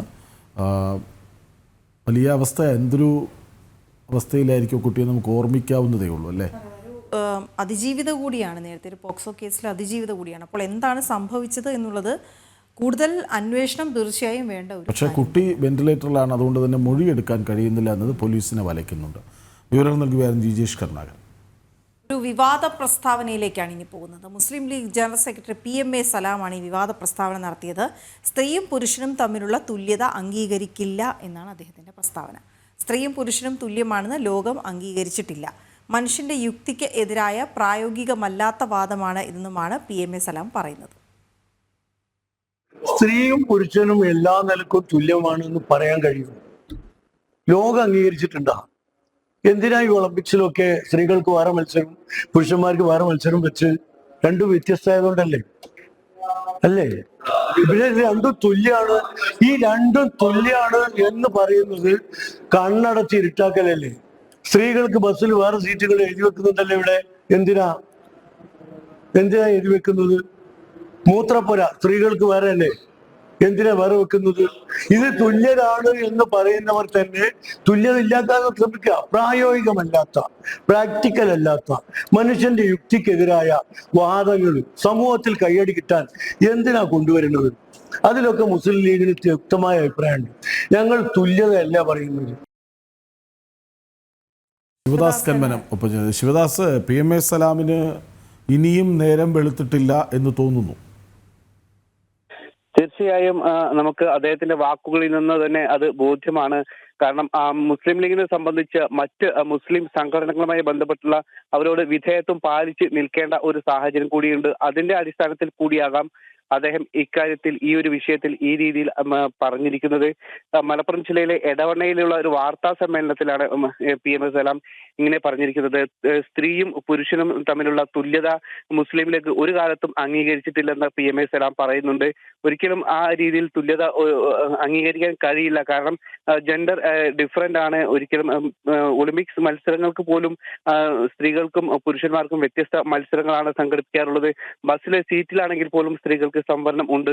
അതുകൊണ്ട് തന്നെ പ്രകൃതിപരമായ ഒരു വിഷയമാണത്. അതുകൊണ്ട് തന്നെ അത് സ്ത്രീക്കും പുരുഷനും തുല്യത എന്നത് മുസ്ലിം ലീഗിനെ സംബന്ധിച്ച് അത് ഒരിക്കലും അംഗീകരിക്കാൻ കഴിയാത്ത ഒരു കാര്യമാണ് എന്ന് PMA സലാം വ്യക്തമാക്കുന്നുണ്ട്. അത് ഒരു മുസ്ലിം ലീഗിന്റെ കാലാകാലങ്ങളായുള്ള രാഷ്ട്രീയ നിലപാടാണ്. മതപരമായ ഇക്കാര്യത്തിൽ തങ്ങൾ അഭിപ്രായം പറയാറില്ല. ലീഗ് ഇത്തരം വിഷയങ്ങളിൽ മതപരമായ അഭിപ്രായങ്ങൾ പറയാറില്ല. ലീഗിന്റെ രാഷ്ട്രീയ നിലപാടാണ് എന്ന് ആണ് അദ്ദേഹം പറയുന്നത്. അതായത് സ്ത്രീയും പുരുഷനും തമ്മിലുള്ള തുല്യത ഒരു കാലത്തും മുസ്ലിം ലീഗ് അംഗീകരിക്കില്ല എന്ന് തന്നെയാണ് അദ്ദേഹത്തിന്റെ വാക്കുകളിൽ നിന്നും നമുക്ക് ലഭിക്കുന്ന സൂചന. അതായത് നമുക്കറിയാം മുസ്ലിം സംഘടനകളും അതോടൊപ്പം തന്നെ മുസ്ലിം മറ്റ് സമസ്ത അടക്കമുള്ള സംഘടനകൾ സ്ത്രീകളെ ഒരു വേറിട്ട് കാണുന്ന ഒരു രീതിയിൽ പലപ്പോഴും അവരുടെ ചടങ്ങുകളിൽ അടക്കം സ്ത്രീകൾക്ക് പ്രത്യേകം ഒരു വേദി അല്ലെങ്കിൽ ഒരു മറയ്ക്കുള്ളിൽ നിർത്തിക്കൊണ്ടാണ് പലപ്പോഴും അവരെ പങ്കെടുപ്പിക്കാറുള്ളത്. അത്തരത്തിൽ പലപ്പോഴും വിദ്യാഭ്യാസ കാര്യത്തിൽ പോലും സ്ത്രീകൾക്ക് അത്തരത്തിൽ ഒരു വിദ്യാഭ്യാസം നൽകുന്ന കാര്യത്തിൽ പോലും അവർക്കൊരു എതിർപ്പുള്ള സംഘടനകൾ നിരവധി മുസ്ലിം സംഘടനകൾ ഉണ്ട്. മുസ്ലിം ലീഗിനെ സംബന്ധിച്ച് അവർക്ക് വിധേയരായി കഴിയേണ്ട ഒരു സാഹചര്യം ഉണ്ട്. അല്ലെങ്കിൽ മുസ്ലിം ലീഗിന് ഒരു അപ്രമാദിത്വം നഷ്ടമാകും. അതുകൊണ്ട് തന്നെയാണ് മുസ്ലിം ലീഗ് അവർക്ക് വിധേയരായി കൊണ്ട് തന്നെ ഇത്തരത്തിലുള്ള വാക്കുകൾ പറയുന്നത്.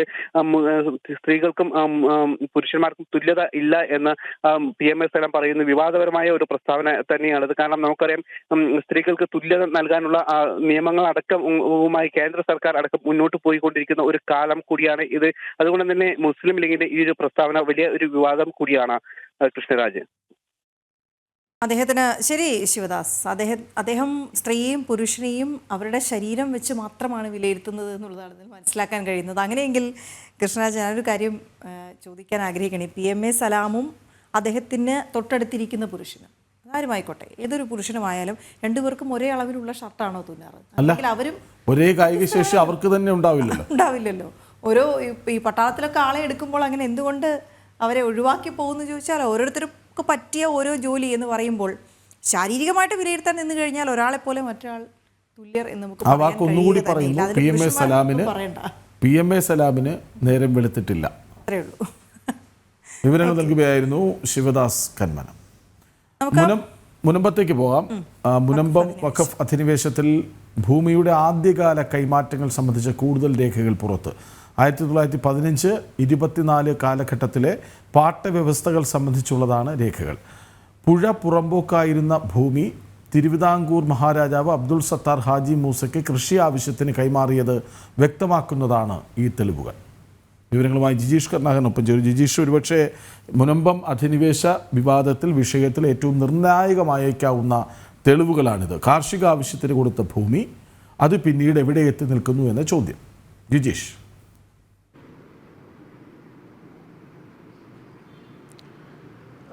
കൃഷ്ണരാജ്, വീണ, ഇക്കാര്യത്തിൽ അനുദിനം പുതിയ പ്രധാനപ്പെട്ട ചില തെളിവുകൾ മുനമ്പം ഭൂമിയുമായി ബന്ധപ്പെട്ട് പുറത്തു വരുന്നു എന്നത് തന്നെയാണ് ഏറ്റവും പ്രധാനം. കാരണം ഇതെല്ലാം തന്നെ വഖഫ് ഭൂമി എന്ന അവകാശവാദക്കാർക്കുള്ള കനത്ത തിരിച്ചടിയായി മാറുന്ന രേഖകൾ കൂടിയായി മാറുന്നു എന്നതും മറ്റൊരു പ്രത്യേകതയാണ്. കാരണം ഏറ്റവും ആദ്യം പുഴപ്പുറമ്പോക്കാണ് എന്നത് കഴിഞ്ഞ കുറേ കാലങ്ങളായി പുറത്തു വന്നിട്ടില്ലാത്ത ഒരു രേഖയായിരുന്നു 1901 രേഖ.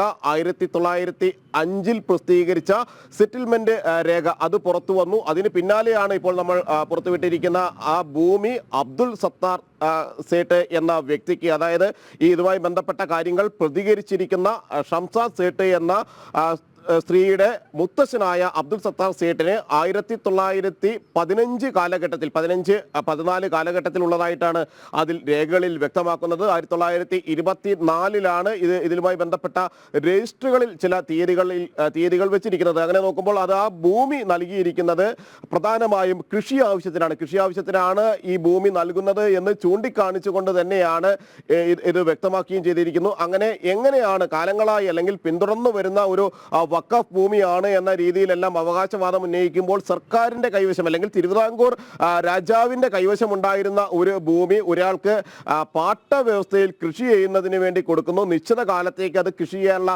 അവകാശം മാത്രം നൽകിക്കൊണ്ട് നൽകുന്ന ഭൂമി അത് പിന്നീട് ഭാഗാധാരവും തീരാധാരവും എല്ലാം നടത്തിക്കൊണ്ട് സിദ്ദിഖ് സേട്ട് എന്ന ഈ അബ്ദുൽ സത്താർ ഹാജിയുമായി യാതൊരു ബന്ധവുമില്ലാത്ത യാതൊരു രക്തബന്ധവുമില്ലാത്ത പരമ്പരയിൽപ്പെടാത്ത മറ്റൊരാളുടെ കൈവശം എത്തുന്നു. അയാൾ ആ ഭൂമിയുടെ ഒരു നോട്ടക്കാരനായി മാത്രം എത്തി, അതിൻ്റെ ഒരു കസ്റ്റോഡിയൻ മാത്രമായി എത്തി. പിന്നീട് ആ കൈകളിലേക്ക് എത്തുന്ന ഭൂമി അത് വിൽപ്പന നടത്തുന്നു, അത് ഫാറൂഖ് കോളേജിന് വിൽപ്പന നടത്തുന്നു.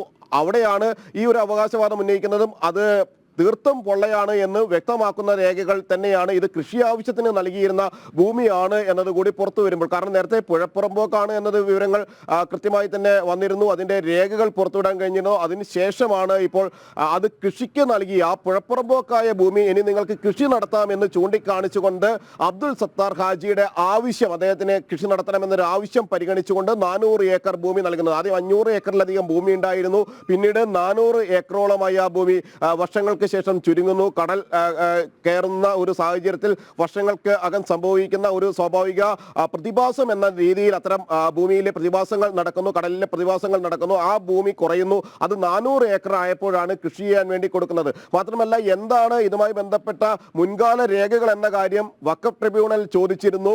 ഒപ്പം തന്നെ ജുഡീഷ്യൽ കമ്മീഷനും അത്തരത്തിലുള്ള ചില കാര്യങ്ങൾ പ്രധാനമായും ചോദിച്ചിരുന്നു. 1900 കാലഘട്ടത്തിലെ രേഖകൾ എന്താണ്, ഇതുമായി ബന്ധപ്പെട്ട വാദങ്ങൾ ഉന്നയിക്കുന്ന ഇരുഭാഗങ്ങൾക്കും ഉള്ളത് എന്ന കാര്യമായിരുന്നു പ്രധാനമായും ജുഡീഷ്യൽ കമ്മീഷൻ ചോദിച്ചിരുന്നത്. അത് വഖഫ് ഭൂമിയാണ് എന്ന് വാദിക്കുന്നവർക്ക് അത് വഖഫ് ഭൂമിയാണ് എന്ന് തെളിയിക്കാനുള്ള രേഖകൾ മുൻകാലങ്ങളിൽ ഉണ്ടോ എന്ന ചോദ്യം ഉയർന്നിരുന്നു. അത് വഖഫ് ഭൂമി അല്ല എന്ന് വാദിക്കുന്നവർക്ക് അത് വഖഫ് ഭൂമി അല്ല എന്ന് തെളിയിക്കാനുള്ള കൃത്യമായ രേഖകൾ മുൻകാലങ്ങളിൽ ഉണ്ടോ എന്ന ചോദ്യവും പ്രധാനമായും ഉയർത്തിയിരുന്നു. അതുകൊണ്ട് തന്നെ അത് വഖഫ് ഭൂമി അല്ല എന്ന് വാദിക്കുന്നവർക്കുള്ള പ്രധാനപ്പെട്ട തെളിവുകളായി മാറുന്ന രേഖകൾ തന്നെയാണ് പുറത്തു വരുന്നത്. ഇത് മുൻനിർത്തിയാകും ഇനിയുള്ള പ്രധാനപ്പെട്ട വാദങ്ങളെല്ലാം നടക്കുക. ഓക്കെ, ശരി ജിജീഷ്. അതേസമയം മുൻപത്തെ ജുഡീഷ്യൽ കമ്മീഷൻ നിയമനവുമായി ബന്ധപ്പെട്ട് സംസ്ഥാന സർക്കാർ ഇന്ന് ഹൈക്കോടതിയിൽ മറുപടി നൽകും. കമ്മീഷനെ നിയമിക്കുവാൻ സംസ്ഥാന സർക്കാരിന് അധികാരമുണ്ടോ എന്നതിലടക്കമാണ് മറുപടി നൽകേണ്ടത്. മുൻപും ജുഡീഷ്യൽ കമ്മീഷൻ നിയമനം കണ്ണിൽ പൊടിയിടാനാണ് എന്ന് കഴിഞ്ഞ ആഴ്ച ഹൈക്കോടതി വിമർശിച്ചിരുന്നു.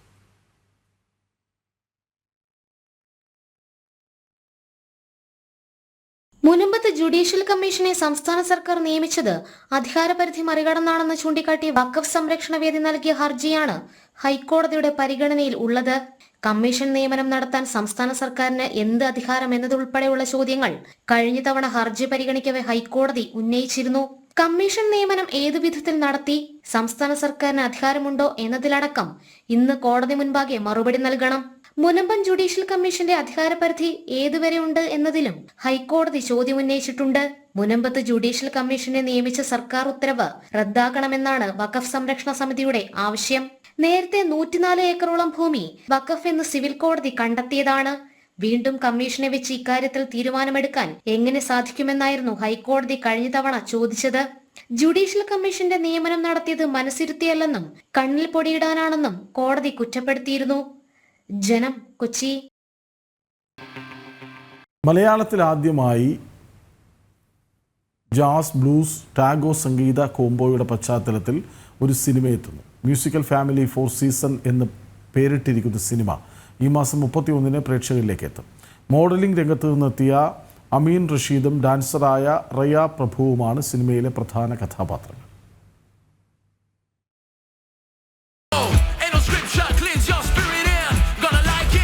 ഞാൻ ഒരു കാര്യം ചോദിച്ചാൽ നീ എന്നെ ഹെൽപ്പ് ചെയ്യും? എനിക്ക് അവളെ എനിക്ക് അവളെ എപ്പോഴും ഒന്ന് കാണാൻ പറ്റുമോ? സംഗീത വഴിയിൽ തന്റേതായൊരു സ്ഥാനം സ്ഥാപിക്കാൻ തീവ്രമായി ശ്രമിക്കുന്ന ഒരു ടീനേജുകാരൻ കല്യാണ ബാൻഡ് സംഗീതക്കാരനിൽ നിന്നും ലോകോത്തര മ്യൂസിക് ബാൻഡായ റോളിംഗ് സ്റ്റോണിന്റെ മത്സരാർത്ഥിയാകുന്നിടം വരെയുള്ള കഠിനാധ്വാനത്തിന്റെയും പോരാട്ട വീര്യത്തിന്റെയും കഥ പറയുന്ന ചിത്രം കൂടിയാണ് 4 സീസൺസ്. മിന്നൽ കൊടി പോലെ. ഞാൻ എന്റെ തീരുമാനം പറഞ്ഞു കഴിഞ്ഞു. സത്യത്തിൽ കഴിഞ്ഞ കൊല്ലം തന്നെ തീരുമാനിച്ചതാ.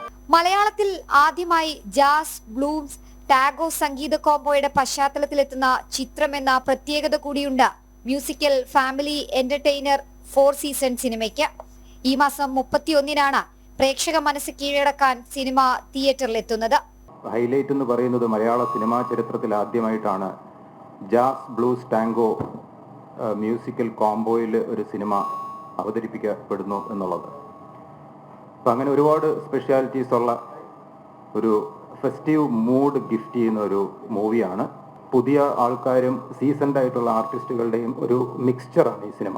സ്കൂൾ ജീവിതത്തിന്റെ കലണ്ടറിൽ മാറിവരുന്ന 4 ഋതുക്കൾക്കനുസരിച്ച് കൗമാരക്കാരുടെ മാനസിക വൈകാരിക അവസ്ഥകൾക്കുണ്ടാകുന്ന മാറ്റങ്ങളിലൂടെ ചിത്രം കടന്നുപോകുന്നു. മോഡൽ രംഗത്ത് നിന്നെത്തിയ അമീൻ റഷീദാണ് സംഗീതജ്ഞനായ നായക കഥാപാത്രത്തെ അവതരിപ്പിക്കുന്നത്. നായികയാകുന്നത് ഡാൻസറായ റയ പ്രഭു. Film is really great and I'm sure everyone will love it. Yeah, I really request everyone to go and watch it. Thank you. Trans image പ്രൊഡക്ഷൻസിന്റെ ബാനറിൽ ക്രിസ് എ ചന്ദർ നിർമ്മാണവും ഛായാഗ്രഹണവും നിർവഹിക്കുന്ന ചിത്രത്തിന് കഥ, തിരക്കഥ, സംഭാഷണം, സംവിധാനം ഒരുക്കിയിരിക്കുന്നത് വിനോദ് പരമേശ്വരനാണ്.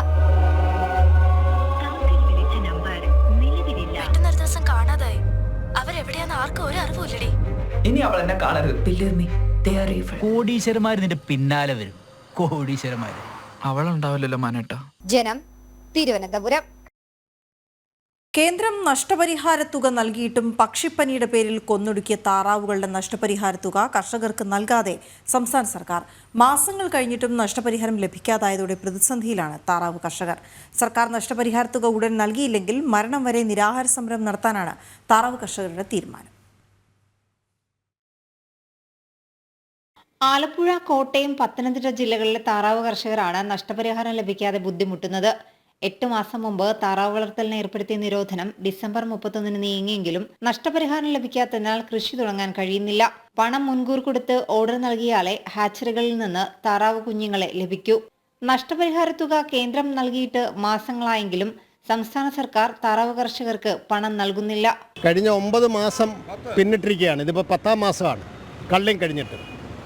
അപ്പോൾ കള്ളിങ് കഴിഞ്ഞിട്ട് 10 മാസം പിന്നിടുമ്പോഴും ഏതാണ്ട് 3.5 മാസത്തിന് മുമ്പ് തന്നെ കേന്ദ്ര ഗവൺമെൻറ് അവരുടെ വിഹിതമായ 3 കോടി കൊടുത്തു കഴിഞ്ഞു. ആ 3 കോടി കേരളത്തിൻ്റെ അക്കൗണ്ടിൽ എത്തിക്കഴിഞ്ഞിട്ടും വെറും 2 കോടി രൂപ കൂടി കേരളം അനുവദിച്ചാൽ 5 കോടി രൂപയുണ്ടെങ്കിൽ അവരുടെ മുഴുവൻ പ്രശ്നം തീർക്കും. അപ്പോൾ അങ്ങനെ ആ 2 കോടി അനുവദിക്കാൻ കഴിയുന്നില്ല എന്നുള്ളൊരൊറ്റ കാരണം കൊണ്ട് 3 കോടി ഇവിടെ വന്ന് കടന്നിട്ട് പോലും പാവപ്പെട്ട കർഷകർക്ക് നാളിതുവരെയായി കോമ്പൻസേഷൻ കൊടുക്കാൻ കഴിയുന്നില്ല. താറാവ് വളർത്തലിന് നിരോധനം വന്നതോടെ 4 സീസൺ കച്ചവടങ്ങളാണ് കർഷകർക്ക് നഷ്ടമായത്. 60 ദിവസത്തിൽ താഴെയുള്ള താറാവുകൾക്ക് 100 രൂപയും 60 ദിവസത്തിന് മുകളിലുള്ളവയ്ക്ക് 200 രൂപയുമായിരുന്നു നഷ്ടപരിഹാര തുകയായി നിശ്ചയിച്ചിരുന്നത്. 2 മാസം മുതൽ 3.5 മാസം വരെ പ്രായമുള്ള താറാവുകളെയായിരുന്നു പക്ഷിപ്പനിയുടെ പേരിൽ കള്ളിങ്ങിന് വിധേയമാക്കിയത്. ജീവിക്കാൻ മറ്റു മാർഗങ്ങളില്ലാതായതോടെ സമരമാർഗങ്ങളിലേക്ക് കടക്കുകയാണെന്ന് കർഷകർ പറയുന്നു. ഇനി അടുത്ത ഈസ്റ്ററിന് പോലും ഞങ്ങളുടെ ഈ താറാവ് കാണത്തില്ല, ഇനി തമിഴ്നാട്ടിലോ ആന്ധ്രയിലോ വേണം കൊണ്ടുവരാൻ. അപ്പോൾ അത് അങ്ങനെ വരുമ്പോൾ നമ്മൾ ഇവിടുത്തെ ജീവിതമാർഗം വഴിമുട്ടിരിക്കുന്ന ഒരു അവസ്ഥയാണ്. അതിൻ്റെ പേരിലാണ് ജില്ലാ ഓഫീസും മറ്റേ 30-ാം തീയതി ഉപരോധിക്കാൻ പോകുന്നതും തുടർന്ന് അതിന് പരിഹാരം കണ്ടില്ലെങ്കിൽ നിരാഹാര സമരം കിടക്കുകയും ചെയ്യുന്നത്. അതിന് ഗവൺമെൻറ് എത്രയും വേഗം ശാശ്വത പരിഹാരമായിട്ട് ഞങ്ങളുടെ കോമ്പൻസേഷൻ തരാനും താറാവ് കൃഷിക്ക് ഒരു പാക്കേജ് അനുവദിക്കുമെന്ന് ചിഞ്ചറ ബഹുമാനപ്പെട്ട വകുപ്പ് മന്ത്രി പറഞ്ഞു. നഷ്ടപരിഹാര തുക ഉടൻ ലഭിച്ചില്ലെങ്കിൽ നിരാഹാര സമരം ഉൾപ്പെടെയുള്ള നടപടികളിലേക്ക് കടക്കാനാണ് കർഷകരുടെ തീരുമാനം. ജനം, ആലപ്പുഴ. കേരള സർവകലാശാലയുടെ അടുത്ത സെനറ്റ് യോഗത്തിൽ ഗവർണർ രാജേന്ദ്ര വിശ്വനാഥ് അർലേക്കർ പങ്കെടുക്കും. VC ഡോക്ടർ മോഹൻ കുന്നുമ്മലിനെതിരെ SFIയുടെ സമരം തുടരുന്നതിനിടെയാണ് യോഗം നടക്കുക. സർവകലാശാല പ്രവർത്തനത്തെ അടക്കം ബാധിക്കുന്ന SFI സമരത്തെക്കുറിച്ച് ഗവർണറെ VC നേരിട്ട് അറിയിച്ചിട്ടുണ്ട്. വിവരങ്ങളുമായി ടിൻഡുദാസ് ഒപ്പം ചേരുന്നു. ടിൻഡുദാസ്, എന്താണ് വിവരങ്ങൾ?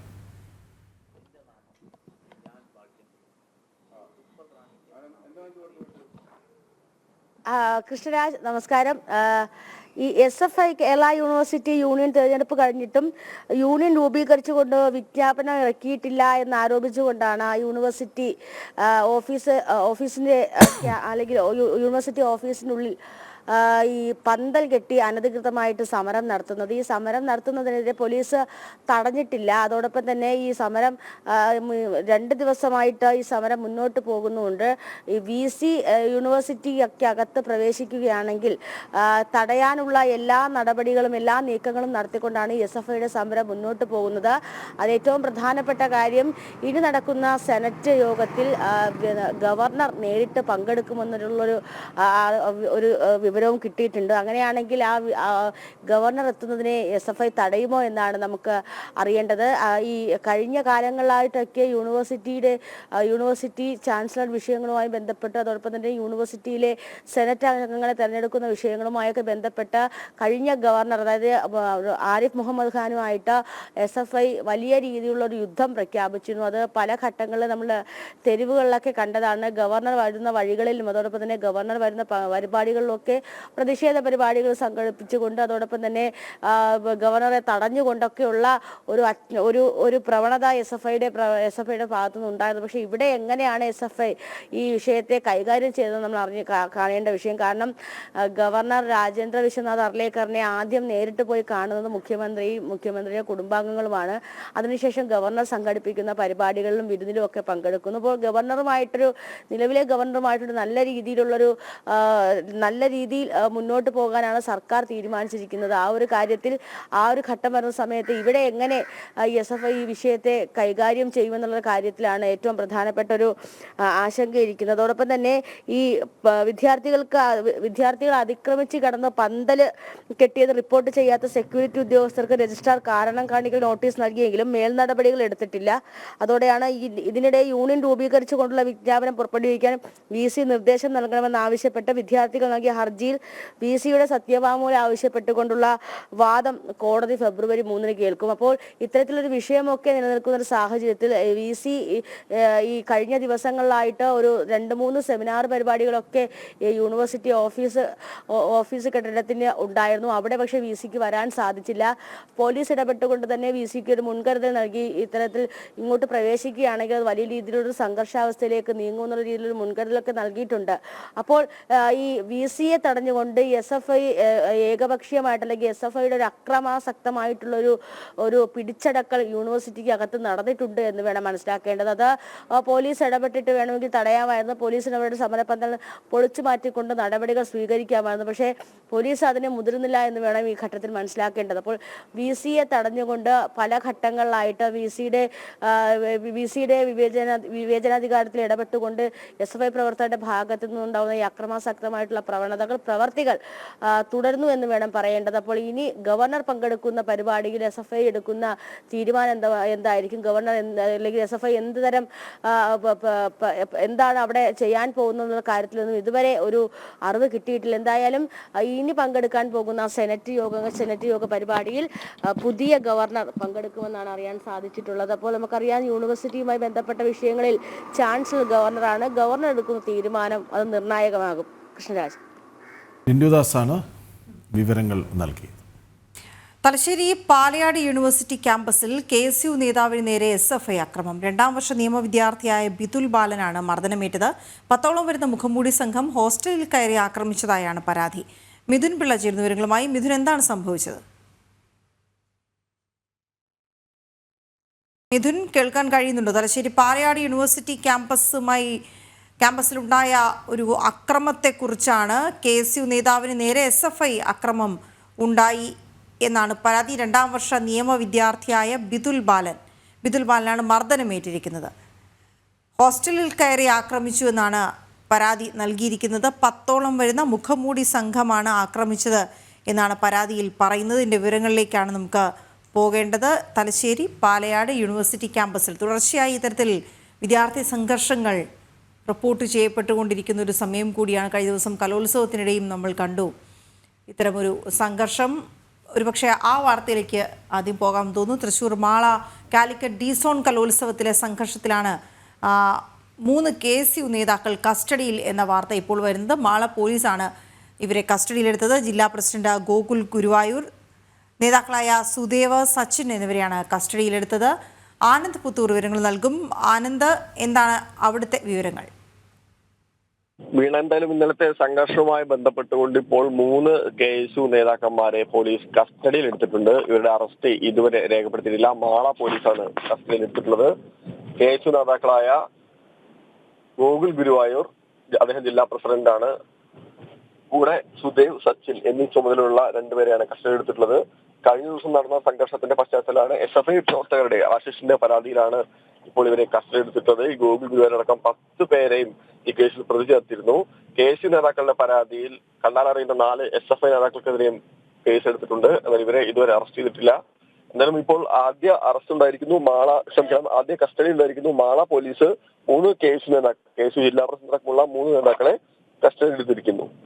അല്ല ആനന്ദ്, ഈ കഴിഞ്ഞ ദിവസം ഇതേ ആൾ കോളേജിൽ ആക്രമിക്കപ്പെട്ടിട്ട് ആംബുലൻസിൽ കൊണ്ടുപോകുമ്പോൾ ചിലർ തടഞ്ഞു നിർത്തി വടിവാളൊക്കെ ഉയർത്തി കുത്തുന്നതും ആക്രമിക്കുന്നതും കണ്ടു. അവർക്കെതിരെ കേസെടുത്തോ? അത് തന്നെയാണ് അതിന്റെ ഏറ്റവും വലിയൊരു ശ്രദ്ധ. കാരണം ഈ ആളുകൾക്കെതിരെ, അതായത് ഈ ആംബുലൻസ് ആക്രമിച്ചു എന്ന് പറയുന്ന ഈ ഗോകുൽ ഗുരുവായൂരടക്കമുള്ള ആളുകൾ നൽകിയിട്ടുള്ള പരാതിയിൽ പക്ഷേ ആരെയും കസ്റ്റഡിയിൽ എടുത്തിട്ടില്ല. കേസ് എടുത്തിട്ടുണ്ട്.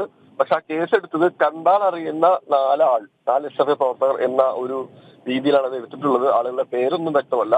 എന്തായാലും അവരെയും ഈ കണ്ടാൽ അറിയുന്ന പോലീസ് പറയുന്ന ആളുകളെയും ഉടനെ കസ്റ്റഡി എടുക്കുമെന്ന് നമുക്ക് പ്രതീക്ഷിക്കാം. കൃഷ്ണരാജ്.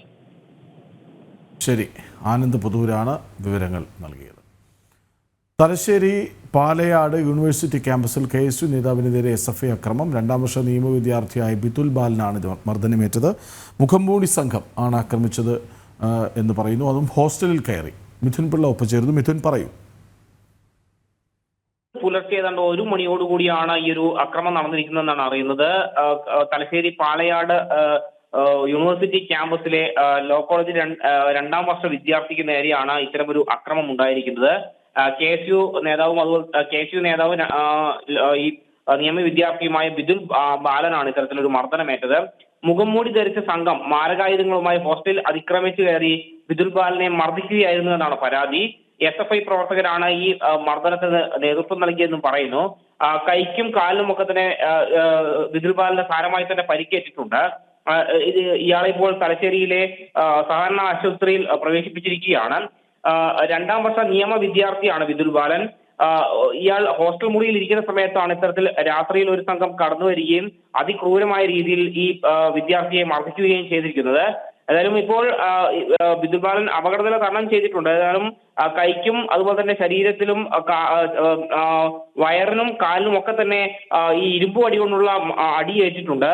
അതിൽ പലയിടത്തും ശരീരത്തിൽ ചതവുകൾ പറ്റിയിട്ടുണ്ട്. ഈ ഒരു സാഹചര്യത്തിൽ ഇപ്പോഴും ചികിത്സയിൽ തുടരുകയാണ്. SFIയുടെ അക്രമത്തിനെതിരെ വലിയ പ്രതിഷേധം KSUവിന്റെ ഭാഗത്ത് ഇപ്പോൾ ഉയർന്നിട്ടുമുണ്ട്. കൃഷ്ണരാജ്. ഓക്കെ, മിഥുൻ ആണ് വിവരങ്ങൾ നൽകിയത്. 10ഓളം വരുന്ന മുഖംമൂടി സംഘം ഹോസ്റ്റലിൽ കയറി ആക്രമിച്ചു എന്നാണ് പരാതി. പാലക്കാട് ബ്രൂവറി പദ്ധതിയിൽ നിന്ന് സർക്കാർ പിന്മാറണമെന്നാവശ്യപ്പെട്ട് CPI മുഖപത്രത്തിൽ ലേഖനം. മദ്യക്കമ്പനി വെള്ളം ചൂഷണം ചെയ്യുന്നതോടെ കൃഷിക്ക് ആവശ്യമായ ജലം ലഭിക്കില്ല. കൃഷിയെയും ഭക്ഷ്യസുരക്ഷയെയും ബാധിക്കുന്ന പദ്ധതി സംസ്ഥാനത്തിന്റെ താല്പര്യത്തിന് നിരക്കുന്നതല്ല എന്നും വിമർശനമുണ്ട്. ടിൻഡു ദാസ് വിവരങ്ങൾ നൽകും. ടിൻഡു, ഇത് ഈ കഴിഞ്ഞ ദിവസവുമൊക്കെയും ഇക്കാര്യത്തിലൊരു വ്യക്തത വരുത്താൻ CPI തയ്യാറായിരുന്നില്ല എന്നുകൂടി പറയേണ്ടി വരും. കാരണം വികസനത്തിന് എതിരല്ല, പദ്ധതിക്കെതിരല്ല, പക്ഷേ ജനങ്ങളുടെ കുടിവെള്ളം മുട്ടിക്കരുത് തുടങ്ങി ഇങ്ങനെ അവിടെയും ഇവിടെയും തൊടാതെ ഉള്ള വാക്കുകളായിരുന്നുവെങ്കിൽ ഇന്നിപ്പോൾ ജനയുഗം പത്രത്തിൽ ഈ മുഖപത്രത്തിൽ പറയുന്നത് കൃത്യമാണോ? ഈ വിഷയത്തിൽ CPIയുടെ നിലപാട് എന്ന് പറയാമോ?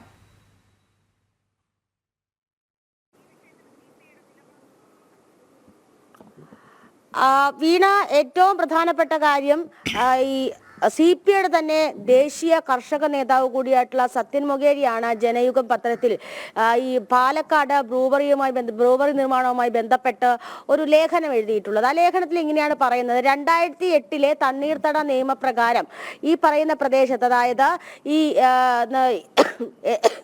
എലപ്പുള്ളി ചെറുവത്തൂർ മേഖല, ഈ മേഖലയിൽ യാതൊരു തരത്തിലുള്ള നിർമ്മാണങ്ങളും വരാൻ പാടില്ല. തണ്ണീർത്തട നിയമപ്രകാരം വരുന്ന പ്രദേശങ്ങളിൽ ഒരു വീട് പോലും വെക്കാൻ പാടില്ല എന്ന സർക്കാരിന്റെ നിർദ്ദേശം തുടരുന്ന സമയത്താണ് ഇത്തരത്തിൽ ലക്ഷക്കണക്കിന് കർഷകരെയും അതോടൊപ്പം തന്നെ കർഷക തൊഴിലാളികളെയും ബാധിക്കുന്ന ഒരു വിഷയവുമായിട്ട് സർക്കാർ മുന്നോട്ട് പോകുന്നത്. പാലക്കാട് ഈ കൊക്കക്കോള പെപ്സി കമ്പനിയുമായിട്ടൊക്കെ ബന്ധപ്പെട്ടുള്ള കാര്യങ്ങളൊക്കെ ഈ മുഖപത്രത്തിൽ അല്ലെങ്കിൽ ഈ ലേഖനത്തിൽ സൂചിപ്പിച്ചിട്ടുണ്ട്. അവിടെയൊക്കെ സർക്കാരും അതോടൊപ്പം തന്നെ CPM ഒക്കെ ചേർന്ന് വലിയ രീതിയിലുള്ള ചെറുത്തുനിൽപ്പുണ്ടായ സ്ഥാനത്ത് മദ്യ കമ്പനിക്ക് വേണ്ടിയിട്ട് സർക്കാർ അനുകൂലമായിട്ടുള്ള നിലപാടെടുക്കുന്നതും ആ നിലപാടുമായിട്ട് മുന്നോട്ട് പോകുന്നതിനുമെതിരെയാണ് ഈ മുഖപത്രത്തിൽ വ്യക്തമാക്കിയിട്ടുള്ളത് അല്ലെങ്കിൽ ഈ ലേഖനത്തിൽ വ്യക്തമാക്കിയിട്ടുള്ളതെന്ന് പറയാം. പരിസ്ഥിതി സംരക്ഷണവുമായി ബന്ധപ്പെട്ട് വരുന്ന ലേഖനത്തിൽ മൂന്നാമത്തെ ഖണ്ഡികയിൽ വരുമ്പോഴാണ് ഇത്തരത്തിൽ പാലക്കാട് ബ്രൂവറിയെ നേരിട്ട് പരാമർശിച്ചുകൊണ്ടുള്ള ലേഖനം മുന്നോട്ട് പോകുന്നത്. പാലക്കാട് ബ്രൂവറി നിർമ്മാണവുമായി ബന്ധപ്പെട്ടത് പരിസ്ഥിതിയെ എങ്ങനെ പ്രതികൂലമായിട്ട് ബാധിപ്പിക്കുന്നു എന്നുള്ള കാര്യം വ്യക്തമായിട്ട് തന്നെ അതിൽ പറഞ്ഞിട്ടുണ്ട്. മലമ്പുഴ ഡാം വരുന്ന പ്രദേശമാണ്. ഒരുപക്ഷെ ഈ പ്രദേശത്തെ നെൽകൃഷി മേഖലയെ സ്വാധീനിക്കുന്നത് ഈ ഡാമിലെ വെള്ളം അല്ലെങ്കിൽ ഈ പ്രദേശത്തെ നെൽകൃഷി മേഖല മുന്നോട്ട് പോകുന്നത് തന്നെ മലമ്പുഴ ഡാമിലെ വെള്ളത്തെ ആശ്രയിച്ചുകൊണ്ടാണ്. ആ വെള്ളം ഊറ്റിയെടുക്കുകയാണെങ്കിൽ ഒരു പ്രദേശം മുഴുവൻ, ഒരുപക്ഷെ പാലക്കാട് ജില്ല എന്ന് പറയുന്നത് സംസ്ഥാനത്തെ തന്നെ ഏറ്റവും വരൾച്ച അനുഭവിക്കുന്ന ഒരു പ്രദേശമാണ്. ആ പ്രദേശത്ത് ഇനിയൊരു ബ്രൂവറി നിർമ്മാണം അല്ലെങ്കിൽ ഒരു മദ്യക്കമ്പനി നിർമ്മാണവുമായിട്ട് മുന്നോട്ട് പോവുകയാണെങ്കിൽ അവിടെ നിന്ന് ഊറ്റിയെടുക്കപ്പെടുന്ന വെള്ളം പിന്നീട് ആ പ്രദേശത്തെ വലിയ രീതിയിലുള്ളൊരു കൊടും വരൾച്ചയിലേക്ക് കൊണ്ടെത്തിക്കുമെന്നൊരു മുന്നറിയിപ്പ് കൂടി നൽകുകയാണ്. നമുക്കറിയാം കഴിഞ്ഞ ദിവസങ്ങളിലൊക്കെ CPI ഇതിനൊരു വ്യക്തമായിട്ടുള്ള നിലപാട് പറഞ്ഞില്ല എങ്കിലും CPI സംസ്ഥാന സെക്രട്ടറി ബിനോയ് വിശ്വം പറഞ്ഞത് എന്തുതരം പ്രവർത്തനങ്ങളാണെങ്കിലും എന്തുതരം വികസന പ്രവർത്തനങ്ങളാണെങ്കിലും പരിസ്ഥിതിക്ക് ദോഷമാകുന്ന രീതിയിലുള്ള പ്രവർത്തനങ്ങൾക്ക് CPI ഒരിക്കലും അനുകൂല നിലപാടെടുക്കില്ല എന്നുള്ള നിലപാടാണ് പറയുന്നത്. പക്ഷേ ഇന്നലെ ചേർന്ന മന്ത്രിസഭാ യോഗത്തിൽ പോലും CPIയുടെ ഭാഗത്ത് നിന്ന് ഇത്തരത്തിലൊരു പരാമർശം ഉണ്ടായിട്ടില്ല എന്ന് വേണം ഏറ്റവും ശ്രദ്ധേയമായിട്ടുള്ള കാര്യം. അപ്പോൾ ഇതുമായി ബന്ധപ്പെട്ട് ഇനിയൊരു നിലപാട് അറിയിക്കാനോ അല്ലെങ്കിൽ ഇതുമായി ബന്ധപ്പെട്ട് എന്താണ് CPI അല്ലെങ്കിൽ CPM-ലെ അല്ലെങ്കിൽ LDF-ലെ പ്രധാന മുന്നണിയായിട്ടുള്ള CPI എടുക്കാൻ പോകുന്നത് എന്നുള്ള കാര്യത്തിലൊക്കെ നിലവിൽ ആശങ്കയുണ്ട്. കഴിഞ്ഞ ദിവസം മന്ത്രി MP രാജേഷ് ഈ വിഷയത്തിൽ പ്രതികരിക്കാതെയാണ് പോയത്. ഈ ബിനോയ് വിശ്വത്തിന്റെ നിലപാടിൽ അല്ലെങ്കിൽ ബിനോയ് വിശ്വം പറഞ്ഞ ഇത്തരത്തിലൊരു പരാമർശത്തിൽ മന്ത്രിയുടെ മറുപടി എന്താണെന്ന് ചോദിച്ചപ്പോൾ മൗനം മാത്രമായിരുന്നു. ആ വിഷയത്തിൽ മന്ത്രിയും ഒരു മൗനം തന്നില്ല. അപ്പോൾ പ്രത്യക്ഷത്തിൽ ഇത്തരത്തിൽ ഈ CPI പല കാര്യങ്ങൾ വരുമ്പോഴും ഈ പ്രത്യക്ഷത്തിൽ പ്രതികരിക്കാതെയും അതോടൊപ്പം തന്നെ അവരുടെ ലേഖനങ്ങളിലും അവരുടെ എഴുത്തുകളിലും ഒക്കെ ശക്തമായിട്ടുള്ള വിയോജിപ്പുകൾ കൊണ്ടുവരുന്ന രീതി തന്നെയാണ് ഈ വിഷയത്തിലും കാണാൻ സാധിക്കുന്നത്. നമുക്ക് ADGP MR അജിത് കുമാറുമായിട്ടുള്ള വിഷയമാണെങ്കിലും അതോടൊപ്പം തന്നെ ശബരിമലയിലെ വെർച്വൽ ക്യൂ വിഷയമാണെങ്കിലും അങ്ങനത്തെ എല്ലാ വിഷയങ്ങളും തൃശ്ശൂർ പൂരവുമായി ബന്ധപ്പെട്ട വിഷയമാണെങ്കിലും ഒക്കെ ഇത്തരത്തിലുള്ള ഇവരുടെ ഈ എതിർപ്പുകളും ഇവരുടെ വിമർശനങ്ങളും ഒക്കെ ഇവരുടെ മുഖപത്രത്തിലും ഇവരുടെ ലേഖനങ്ങളിലും പ്രകടമാക്കുന്ന അതേ രീതി തന്നെയാണ് ഇവിടെ നമുക്ക് കാണാൻ സാധിക്കുന്നത്. ഇവിടെ സർക്കാർ ഒരു എടുത്തുചാടിയുള്ള തീരുമാനത്തിലേക്ക് മുന്നോട്ട് പോവുകയാണ്. കർഷകരെയും കർഷക തൊഴിലാളികളെ ഒന്നും പരിഗണിക്കാതെ ലക്ഷക്കണക്കിന് വരുന്ന ഈ കാർഷിക മേഖലയെ സംരക്ഷിക്കാതെ മണ്ണ് സംരക്ഷിക്കാതെ വെള്ളം സംരക്ഷിക്കാതെ നാളേക്കുള്ള തലമുറയ്ക്ക് വേണ്ടിയിട്ട് ഒന്നും സ്വരുക്കൂട്ടി വെക്കാതെ ഊറ്റിയെടുക്കപ്പെടുന്ന പദ്ധതികളുമായിട്ട് അല്ലെങ്കിൽ ജനങ്ങളെ ലൂട്ട് ചെയ്യുന്ന പദ്ധതികളുമായിട്ടുള്ള മുന്നോട്ട് പോകുന്ന നിലപാടിൽ നിന്നും അധികൃതർ പിന്മാറണം. ഒരു ഘട്ടത്തിലാണെങ്കിൽ പോലും അധികൃതരൊക്കെ ഇത്തരത്തിലുള്ളൊരു ഈ നമുക്കറിയാം ഈ വാട്ടർ അതോറിറ്റിയുമായിട്ട് ജല അതോറിറ്റിയുമായിട്ട് ബന്ധപ്പെട്ട ആൾക്കാരൊക്കെ അധികൃതരൊക്കെ ഈ വിഷയത്തിൽ എതിർപ്പ് അറിയിച്ചിട്ടുണ്ട്. നമുക്ക് ഈ ഡാമിൽ നിന്നും വെള്ളം കൊടുക്കാൻ സാധിക്കുന്നില്ല എന്നൊരു കാര്യം വന്നിട്ടുണ്ട്. അപ്പൊ അതിന്റെ പകർപ്പൊക്കെ ജനം TV തന്നെയാണ് പുറത്തുവിട്ടതും. അപ്പോൾ ഈ ഉള്ളിൽ ഈ എതിർപ്പുകൾ ഉണ്ടെങ്കിൽ പോലും സർക്കാർ ഈ നടപടിയുമായിട്ട് മുന്നോട്ട് തന്നെ പോകുന്ന ഒരു ഘട്ടത്തിലാണ് CPIയുടെ ഭാഗത്തു നിന്നും ഇത്തരത്തിലൊരു പരാമർശം അല്ലെങ്കിൽ ഇത്തരത്തിൽ ലേഖനം വന്നിട്ടുണ്ട്. നമുക്കറിയാം നമുക്ക് സത്യൻ മൊകേരി എന്ന് പറയുന്നത് മുതിർന്ന CPI നേതാവാണ്. ദേശീയ കാർഷിക സംഘത്തിന്റെയൊക്കെ ചുമതലയുള്ള ആളാണ്. അപ്പോൾ അദ്ദേഹം ഇത്തരത്തിലൊരു പരാമർശം നടത്തുമ്പോൾ അത് CPIക്ക് ഉള്ളിൽ വലിയ രീതിയിലുള്ള എതിർപ്പ് ഈ ഘട്ടത്തിൽ നമുക്കുണ്ടെന്ന് മനസ്സിലാക്കാൻ സാധിക്കും. CPI അപ്പോൾ നേതാക്കൾ കൃത്യമായൊരു നിലപാട് പറയുന്നില്ലെങ്കിലും ജനയുഗം അത് പറയാതെ പറയുന്നുണ്ട്. അതായത് സംസ്ഥാനത്തിൻ്റെ താല്പര്യങ്ങൾക്ക് നിരക്കുന്നതല്ല എന്ന് അടിവരയിട്ട് പറയുന്നു. അതായത് നേതാക്കൾ പറയാതെ പോയത് ജനയുഗത്തിലൂടെ പറയുകയാണോ? ഏതായാലും MV ഗോവിന്ദൻ പറഞ്ഞത് എതിർപ്പ് എന്തായാലും അതൊന്നും പരിഗണിക്കുന്നില്ല എന്നാണ്.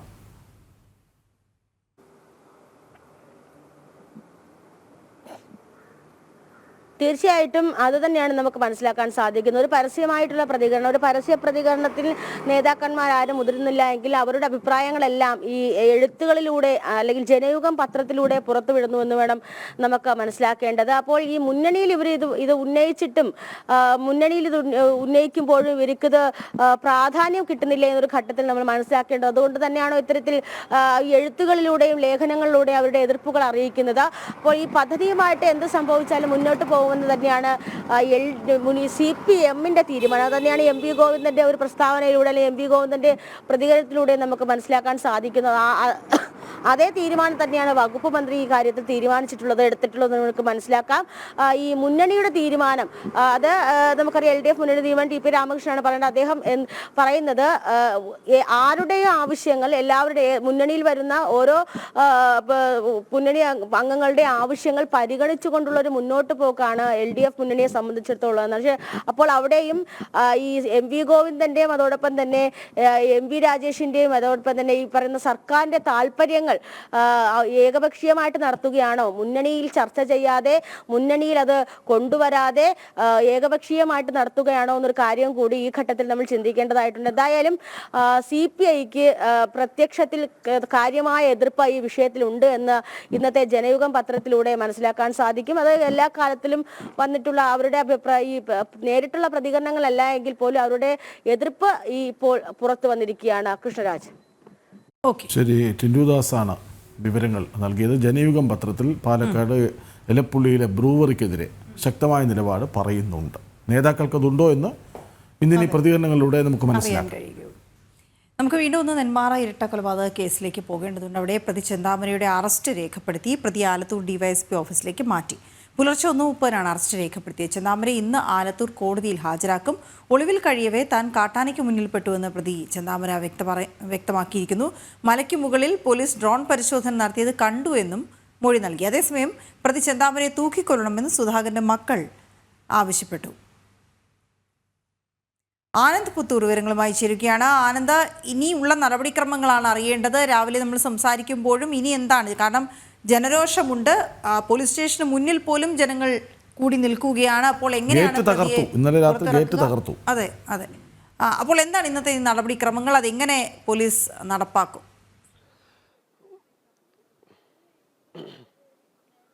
തീർച്ചയായിട്ടും വേണം. അതായത് എന്തായാലും അല്പസമയത്തിനകം തന്നെ ചെന്താമരയെ തൊട്ടടുത്തുള്ള ആലത്തൂർ കോടതിയിൽ ഹാജരാക്കും എന്നാണ് നമുക്കറിയാൻ സാധിക്കുന്നത്. എന്തായാലും ഇപ്പോഴും അയാൾ ആലത്തൂർ പോലീസ് സ്റ്റേഷനിൽ തന്നെയാണ് ഉള്ളത്.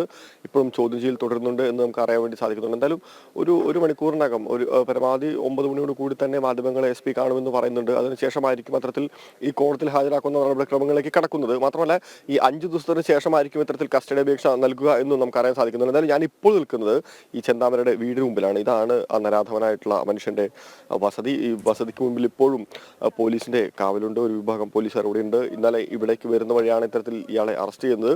ഇതിൽ ഏറ്റവും പ്രധാനപ്പെട്ട ഒരു പ്രത്യേകത ഈ മനുഷ്യന്റെ ഒരു വൈകൃതമായിട്ടുള്ള മനസ്സിന്റെ ഏറ്റവും പ്രധാനപ്പെട്ട ഒരു ഉദാഹരണമാണ്. ഇതാണ് ഇയാളുടെ വീട്ടിലേക്ക് കിടക്കുന്ന കവാടം. ആ കവാടം ഈ തരത്തിൽ കമ്പി ഉപയോഗിച്ചുകൊണ്ട് മറച്ചിരിക്കുകയാണ്.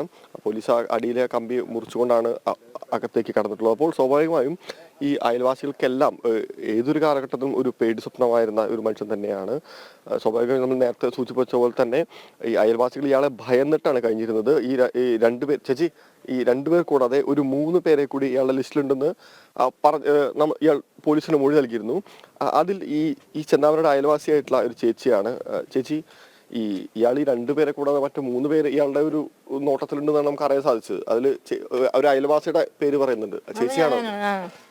ഞാനാണായിരുന്നു. ഇപ്പൊ ഇവര് 2 പേര് പെട്ടില്ലെങ്കിൽ എന്നെയാണ് അയാള് ഉന്നം വെച്ച് നടന്നത്. അവള് പറഞ്ഞ ഇയാൾ ഇവിടെ ഇറങ്ങിയ വഴിക്ക് പറഞ്ഞു അവളിനെ കൊല്ലേണ്ട കാര്യം ഇവളിനെയായിരുന്നു ആദ്യം കൊല്ലേണ്ടത് എന്ന്. എന്താണ് ചേച്ചിയോട് എന്ത് വൈരാഗ്യം ഞങ്ങളെ പറയും. ഈ തൊട്ട വീടുകൾ എന്ത് വൈരാഗ്യം വരുന്നത്? കൂടാത്രം മന്ത്രം. അവര് എന്റെ കുടുംബം അവരായിട്ടാ പോയത്, അവരായി ചെയ്തത്. എൻ്റെ കുടുംബത്തിന് നാശമാക്കണം. ഞങ്ങൾ എന്താ പറയുക കൊടുത്ത് ഞങ്ങളൊരു അമ്പലങ്ങൾക്ക് പള്ളിയും പട്ടയൊക്കെ ആയിട്ടാണ് ഞങ്ങൾ നടക്കുന്നത്. ഇപ്പം പള്ളികളിലൊക്കെ മന്ത്രവാദം ചെയ്യണ്. വേലസ് കെട്ടിയിട്ടുണ്ട്, തകിട് കെട്ടിയിട്ടുണ്ട്. ഇതാ കണ്ട ഞങ്ങൾക്ക് ശക്തിയുണ്ട്. ശക്തിയാണ് ഈ കാണിക്കണതൊക്കെയാണെന്ന് അയാൾ പറയുന്നു. പൊതുവേ ഉള്ളത് ഇതേ തന്നെ വേഷം. ഒരു 5 മണിക്ക് എണിക്കും, ഒരു കുടം വെള്ളം കൊണ്ടുവരും. ഞാൻ 5 മണിക്ക് എണിക്കും. പെണ്ണിന് ചോറ് കൊടുത്തു വിടണം പറഞ്ഞിട്ട് വെളിയില്ല തീ കത്തിക്കും. 5 മണിക്ക് എണീറ്റ് പോകും, ചോറ് വെക്കും. ചോറ് വെച്ച് എന്താ പറയുക വെക്കാൻ വേണ്ടി എല്ലാം എടുക്കുമ്പോൾ ഇയാൾ 5 മണിക്കാണെങ്കിൽ ഒന്ന് പോയി കുളിക്കാൻ പോകും. കുളി കഴിഞ്ഞ് വന്നു കഴിഞ്ഞാൽ പിന്നെ ഒരു കുടം വെള്ളം കൊണ്ടുവരും. പിന്നെ ഉള്ളിൽ കയറി വാതിലടയ്ക്കും. പിന്നെ ആരുമില്ല, എൻ്റെ ആങ്ങളെയും എൻ്റെ അമ്മയൊക്കെ പോയി വാതിൽ തുറക്കും. പിന്നെ സിറ്റ് ഔട്ടിൽ 1 മണിക്കൊക്കെ രാത്രിയൊന്നും ഉറക്കൂല, സിറ്റ് ഔട്ടിലൊക്കെ അങ്ങോട്ടും ഇങ്ങോട്ട് നടത്തിയാണ്. അത് കഴിയുമ്പോൾ ഞങ്ങളിങ്ങനെ ശ്രദ്ധിക്കും. എന്നെ ക്ലാസ്സിൽ കൂടെ നോക്കുമ്പോൾ നോക്കുന്നുണ്ടോ ചെയ്യുന്നുണ്ടോ.